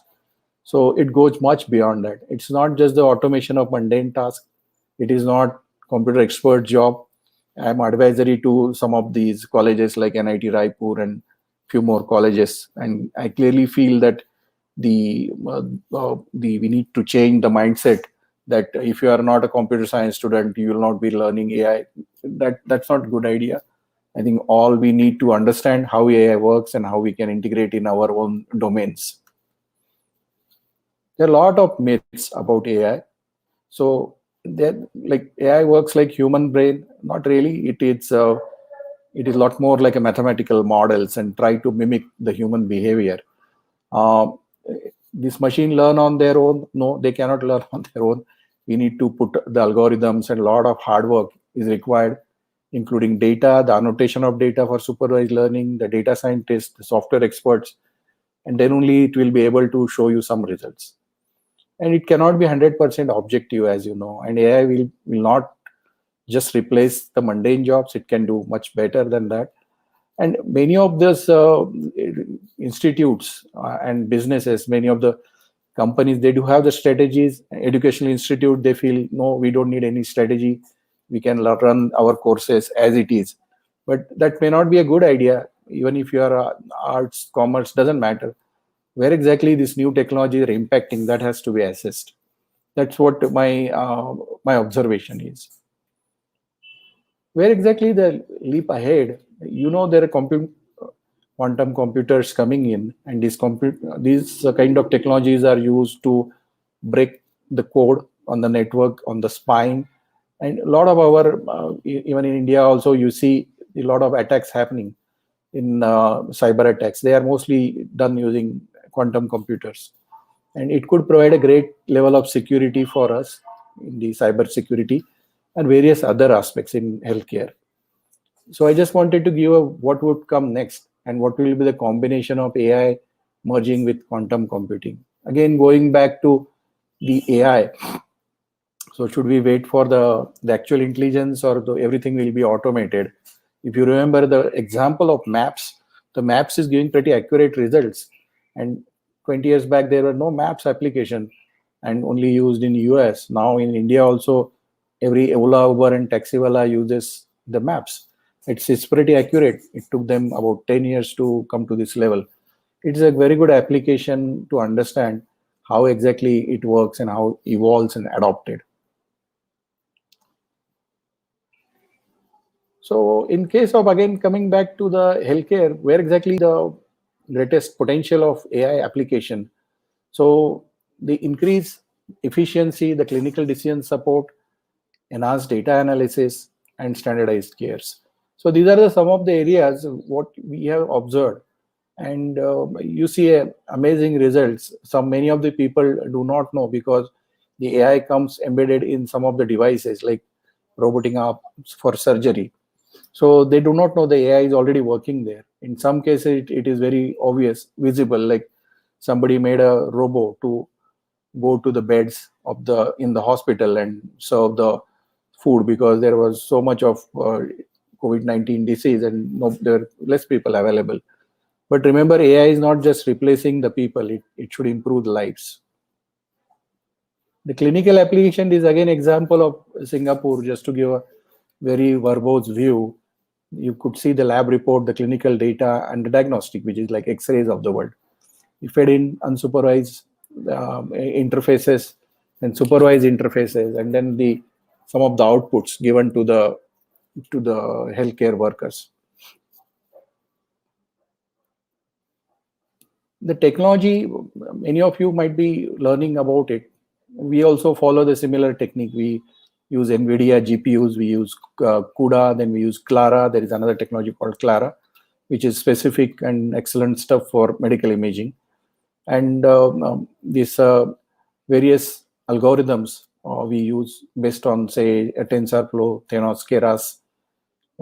Many of our people like Jupyter Notebook, all, as well as Google Colab. And the Python coding, also a lot of people are using R coding. Just depends on your nature and what exactly you want to do. So when it is applied to the domain, what happens is once the X-ray is fed into the system, this is a deferral module, and then which is checked when in the training time. This is classifier. It says no, this is not a pneumonia, and then if it is yes, if it is a pneumonia, then what needs to be done? Again, the expert is consulted. This is supervised learning, right? And then in case of these are the frontal and the lateral view, chest PA and lateral view of the X-ray, and these various algorithms are applied on this, and it comes up with where exactly the problem. Atelectasis is basically the opacity. Cardiomegaly is a change in heart shape, so on and so forth. So maybe such 20 odd condition, our algorithms in my company, we are able to detect. Similarly, this is example of a brain tumor detection. So the manual segmentation, the tumor present and tumor absent. So these could be full supervised, weak supervised, and middle is mixed supervised.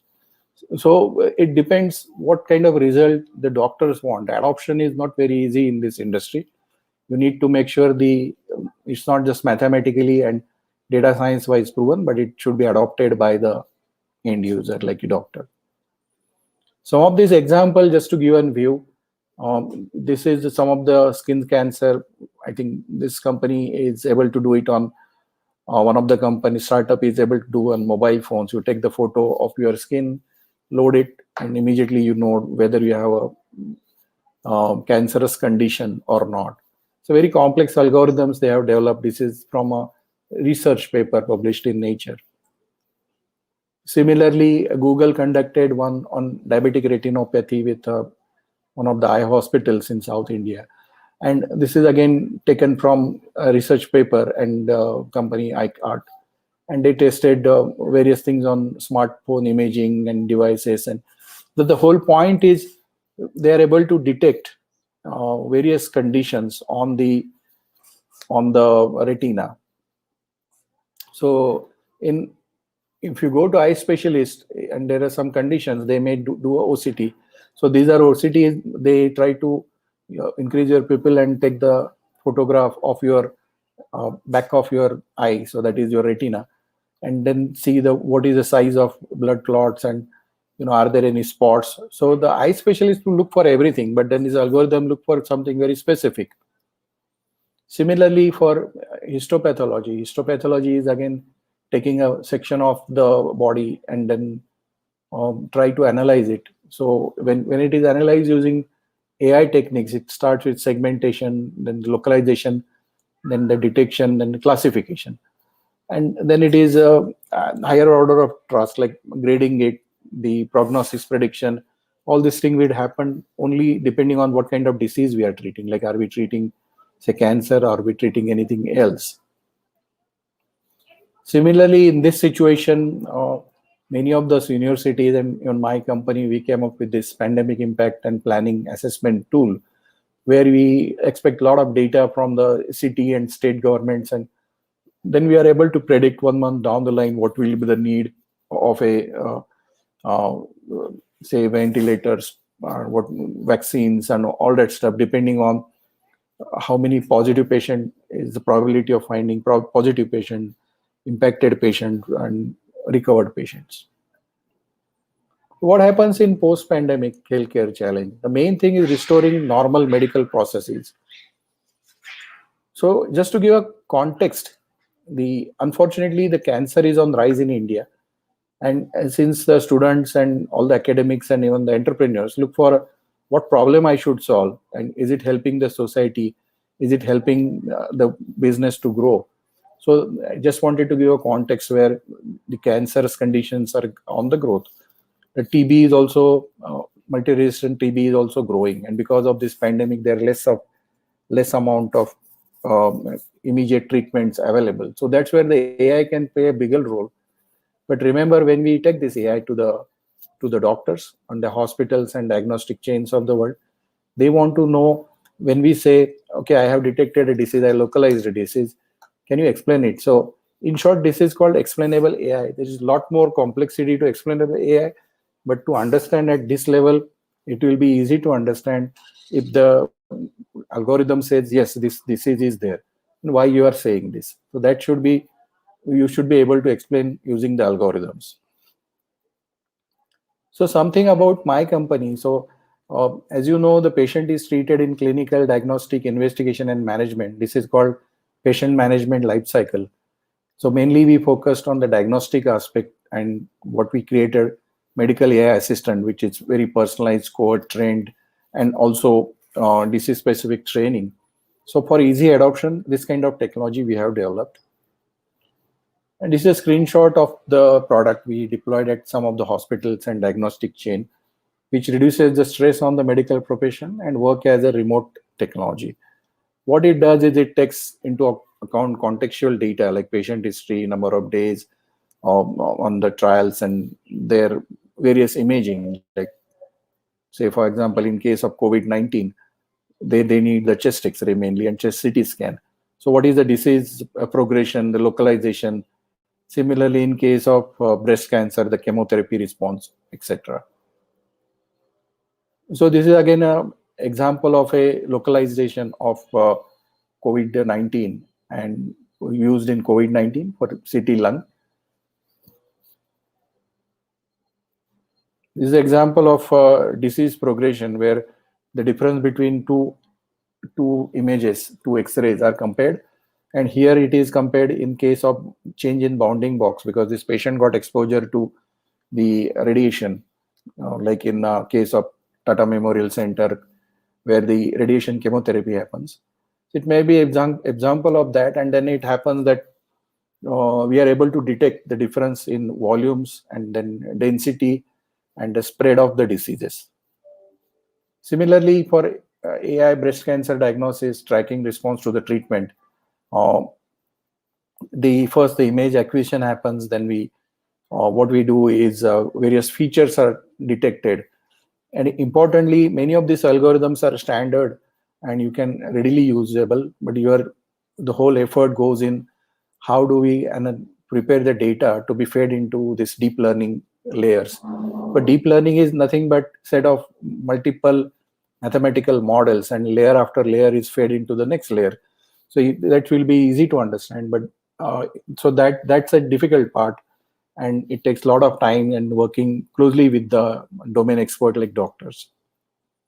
So what it does is it does the statistical modeling and radiomics, and then the outcome to the treatment is measured. Similarly, the deep learning based classifier for CT radiograph using deep learning techniques.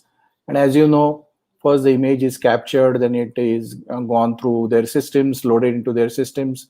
Typically, doctor sees it. Instead of doctor seeing it, now the AI sees it and keeps the result ready and feed back to the doctor again. So this is the lesion segmentation, and the lung region. First, you need to segment that region where exactly the problem is. It's easy to understand. We use the binary tree kind of technique. We divide into half and divide into half and find where exactly the problem is. And they tell us like what kind of physical properties they are looking for. Like they are looking for change in shape, change in volumes, or changing something else. So soon you will see many of these companies, you might have noticed there are no human beings. There are only chatbots. They are answering your question. Sometimes you really feel I need to talk to some human being, but let's welcome this. This is bound to happen, and nobody can stop such phenomena. So looking at that, I feel that can AI completely replace a doctor? Not in near future, that's what we feel, because a lot of dependency on the doctor and it is actually the technology is helping the doctor rather than the replacing the doctor. So just on the conclusion slide, with this AI ability to think like human do, but at large scale and much faster without getting bored and tired, the possibilities of AI application to aid us in critical decision making are endless. So this, I think this applies to every domain, but very, very pertinent to the healthcare domain and the topic of this speech.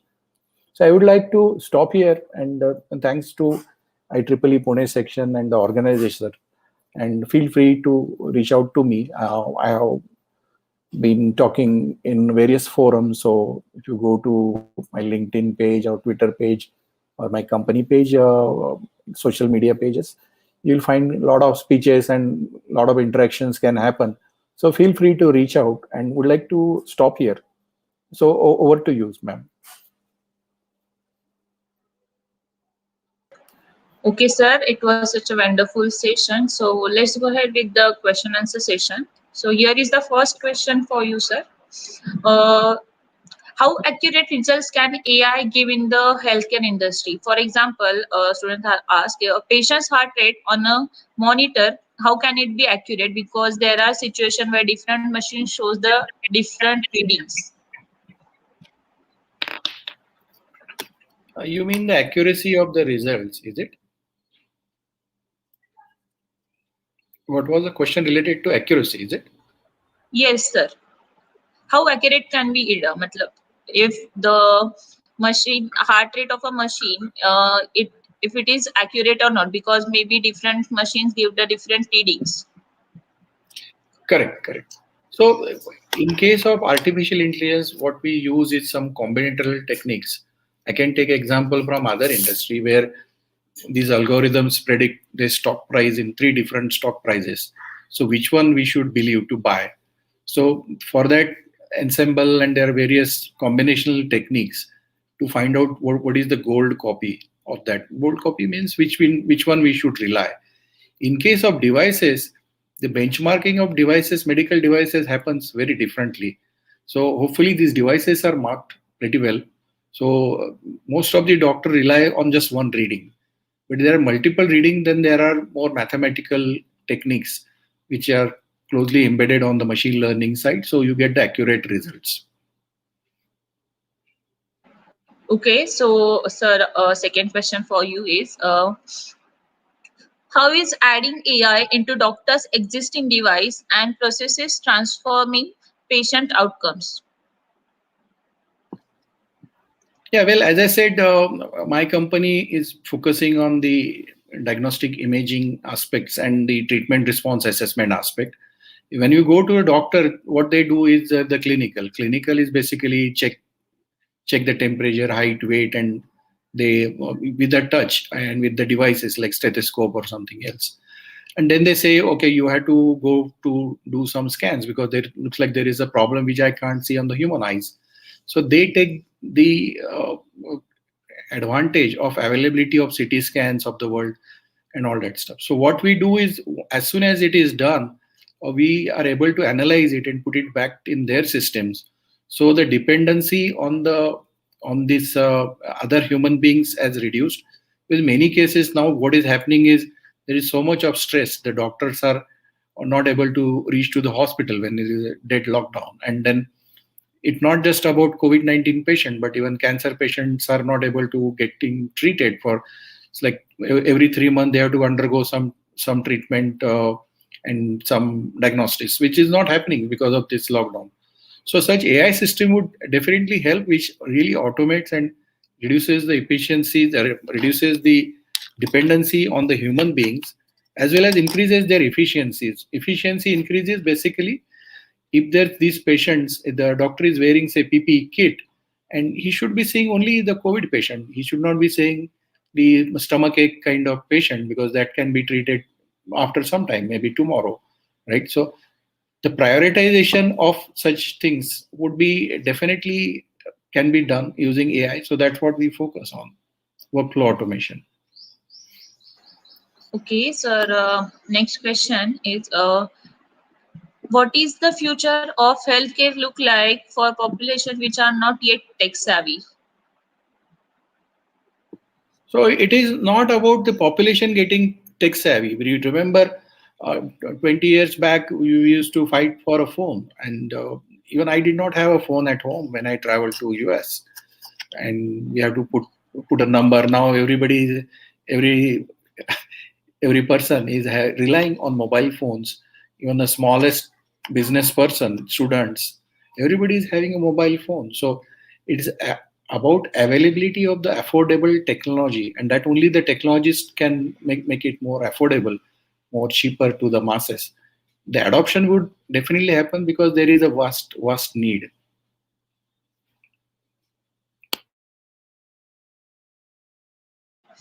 Okay, sir. So next question. What can we do to make devices adapt to patient with unusual readings which may be normal for them while abnormal for a normal patient? Yeah, these are called open systems, open systems and closed systems. Many of these devices, like your thermometer doesn't communicate back anything to the anybody. So at home, its thermometer is not calibrated. You'll continuously get the wrong reading. But if these devices are attached to something like smartwatches and IoT devices, then they can be calibrated and it can be easily told that, yeah, this is something is wrong, especially in case of, we have seen in this oxygen monitoring, SpO2, and this monitoring happens and then they get wrong reading. So, but in hospital, these are properly calibrated, and then many of these companies are working on the machine learning algorithms where they collect the data and automatically tell you what medicine you should be taking. But then you have to shift to the smart devices. So the dumb devices like usual thermometer with mercury will not be able to do such magic. Yeah. Okay, so next question is from student. Let's say if AI robot surgery came into existence with a good accuracy, how would the patients react? Would they adapt the robot surgery over the traditional surgery? What are opinions on this? So actually, if you are hospitalized, you have very less choice. One a good example is there is one Chinese company, and they created a one. You have seen the dental chair, right? Dental chair, which has all the arms and everything, right? So for dental extraction, this is a fully robotic chair, which takes the X-ray of your dental and then it extract the tooth. There is no human being, absolutely no. And when I say robotic surgery, in that case, like 7 degree of freedom, 8 degree of freedom, that means your hand cannot go beyond the skin. So the robotic arm can go there, analyze it, and take the surgery. So this is already happening. So the patient doesn't even know. Even in case of angiography and putting the implants, there will be a lot of robotic processes. Even the smaller cameras are there, and how to blast those the blockades. So very high tech things are already happening. In case of, say, your hand is broken, then you have to go to a doctor and put the plaster. But to come up with a surgery, what they do is your nerves are diverted somewhere else to you feel lesser pain. So my point is medical technology is very advanced, and your patient don't even know, because they what they know is they are getting recovered, and also they are paying heavily. So other than that, they don't know what's going on there. Then surgery rooms are absolutely not invisible to the even this patients, right? Many of this surgery happen after giving the anesthesia. They don't show you. So this is already being adopted. My point is, this will be adoption will be even more. Okay, so the next question is any new innovations in wearable technologies? Wherever the wearable technologies are actually, if you see many of the students from various colleges, they all I did some review of the competitions, and I think I consulted by IIT Bhilai and NIT Raipur and some more. So they have come up with a very crude devices. Means these devices may not be up to the mark to make a sell, but as an innovation, they're excellent products. They including wearables and detecting the bacteria on hand, or put the device in elderly person, detecting the fall, put a wristband, and if there is any change in the pulse rate, immediately find it out. In Ayurveda also there is startup called Atre Innovation, which has, like, you put your hand and it analyzes all the data and tell you the predictive model for your diet and, cough, vat, pitta. So it's all about where exactly you want to apply and how do you want to innovate it. There is no bound actually. So in Indians also, there are a lot of companies coming with the nutrition recommendation, not just on the regular only use fibrous food, but on can we do it on the Rutu and your nature, like Vat, Pitta and Indian sciences. So even that is happening, and all this many of these startups in wearables, they are either American or they are Israeli companies. A lot of Chinese companies have entered with very, very low cost devices, and they do amazing jobs. But the reliability and their approvals, etc., that individual has to find out. As an entrepreneur, as a student, I think we need to find out the way how we can help the society, how we can make the inroads in that area. Okay, sir, here is the last question for you. How about the accuracy in case of defect detection through application intelligence? Could you please elaborate? So this accuracy is again a misnomer. My company, we are doing at 6 or 7 levels. For example, we put a bounding box, that is localization. First is classification, whether it is normal or abnormal. Then the type of abnormality, whether you have disease A, B, C, D, or, and then we come out with a NLP based reports. And then we do the risk score. In case of COVID, if there is a comorbidity, like the person is already having asthma or other diseases, they are more prone to falling in trap of COVID-19. So at every level, then what we do is we measure with the standard technique of sensitivity, accuracy, and specificity. And then we find a geometric mean and geometric mean technique with the F1 score and area under AOC. So these are various techniques used by our data science team. And the accuracy of our algorithm is beyond 95%. And it all depends whether you are interested in sensitivity or specificity or the accuracy, because accuracies are measured with respect to training data set, say 70%, and test data set of 30%. It is tested against that. But the industry validation happens with the clinical setup. Means doctor has to say, I say this is for 100 patients, I say 30 patients are COVID-19. So our algorithm says 30% are COVID-19. That means our accuracy is 100%. So it all goes like that. And on each and every level, we have to measure all these numbers. It is very statistics oriented. And some of the complex techniques are also used to calculate this.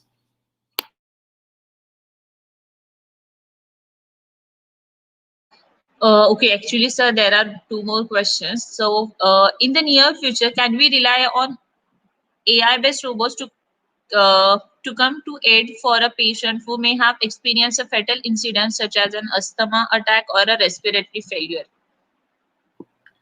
Yeah, of course. So what is happening is, because of these movies and everything, once you say a robo means they see a physical moving body, which is not fully true, because there could be a software robo and it can just sit inside your mobile phone. And some of these Mumbai-based company, they work with IIT Bombay, and if you cough in that mobile phone, then it detects, depending on your voice and the culture of the sound, they are able to tell you if you have a problem or not a problem. But remember, if there is a problem, no devices would help. You have to go to a doctor, go to the hospital and get it treated with their consultation. But you are absolutely right. It can fit in your mobile phones. In, I think, sub-Saharan deserts in Africa, somebody has come up with a small attachment to the mobile phones, and that could save a lot of eyes, because the eye disease was so prevalent, the glaucoma, and they're losing the eyes. So it could, early detection, even save very simple measures, could save a lot of lives. So you're absolutely right. Such smaller devices and softwares and robots, so even software robots, are much needed and very, very helpful.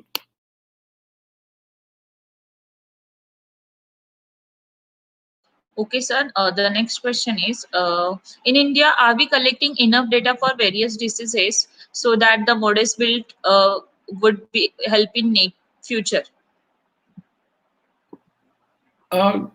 What is happening is India, we have lots and lots of data generated every day. But if you are coming from a scientific and big data background and comp science background, from the big data perspective, this data actually the notion of the big data is basically the data which is consumed for analytics by your machine learning models and deep learning models. So it should be flattened data and good quality data. Means the X-ray is taken, for example, it should be in rationalized form. It should be in same format. It should be completely aligned to the central line and not slanted. So all these things you have to follow. So the quality of data our observation is not that good. And US they sell at very high rates, very expensive data, but that's excellent data. The second part is a lot of data should be annotated because the annotation takes a lot of time. The annotation is basically doctor mark that area saying that this is a disease and this is the area. In the progression, he says, okay, this gland size is increasing now in successive 3 X-rays. So that kind of annotated data is much needed for supervised learning.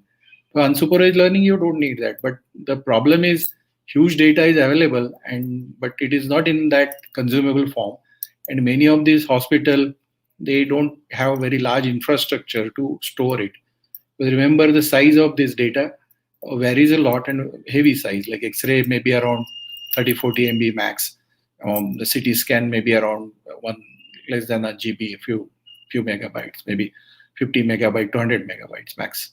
Then the MRI goes in GBs, like 1 GB, 2 gigabytes. So if you are loading that kind of data even to the cloud, it will consume a lot of bandwidth and a lot of disk space. So all these problems haven't been solved yet.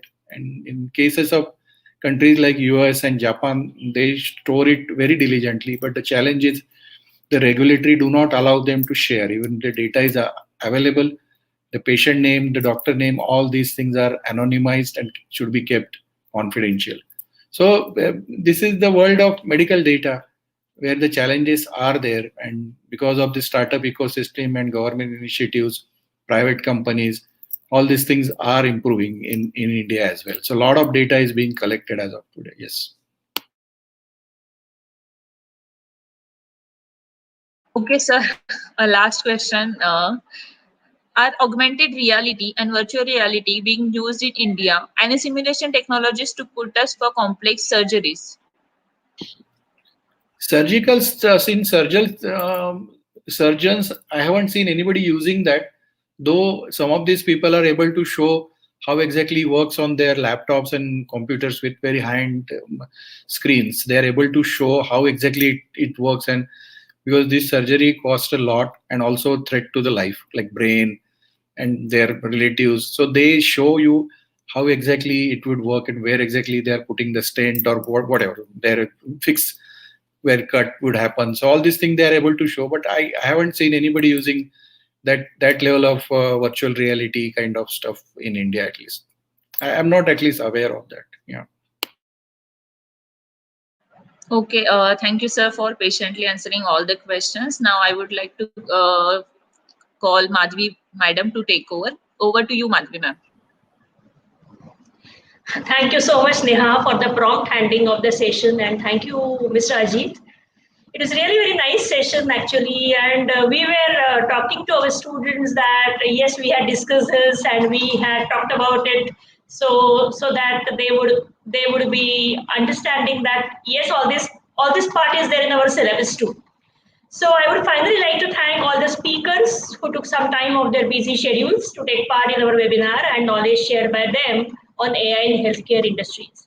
Insights we have received today should play a vital role not only in the lives of the online audience, but all the teachers and students who were a part of this program on and off the stage.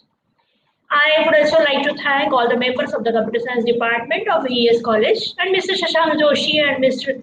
Sudhakar for the smooth conduction of today's session. Lastly, I would like to say one subhashit in Sanskrit about knowledge sharing. Na chora haryam, na cha raja haryam, na bhradru bhajyam, न च भारकारि व्यये कृते वर्धत एव नित्यं विद्याधनं सर्वधन प्रधानम. You must have understood at least the last line. Okay, knowledge is the most superior wealth of all. If it cannot be stolen by thieves, nor can it be taken away by the kings, it cannot be divided among brothers, it does not have a weight. If spent regularly, it will always keep growing. So that is about the knowledge. And I hope we learned everything related to this AI in healthcare, the knowledge related to it. Thank you all. I announce that the sessions of today's day one of national webinar is concluded here.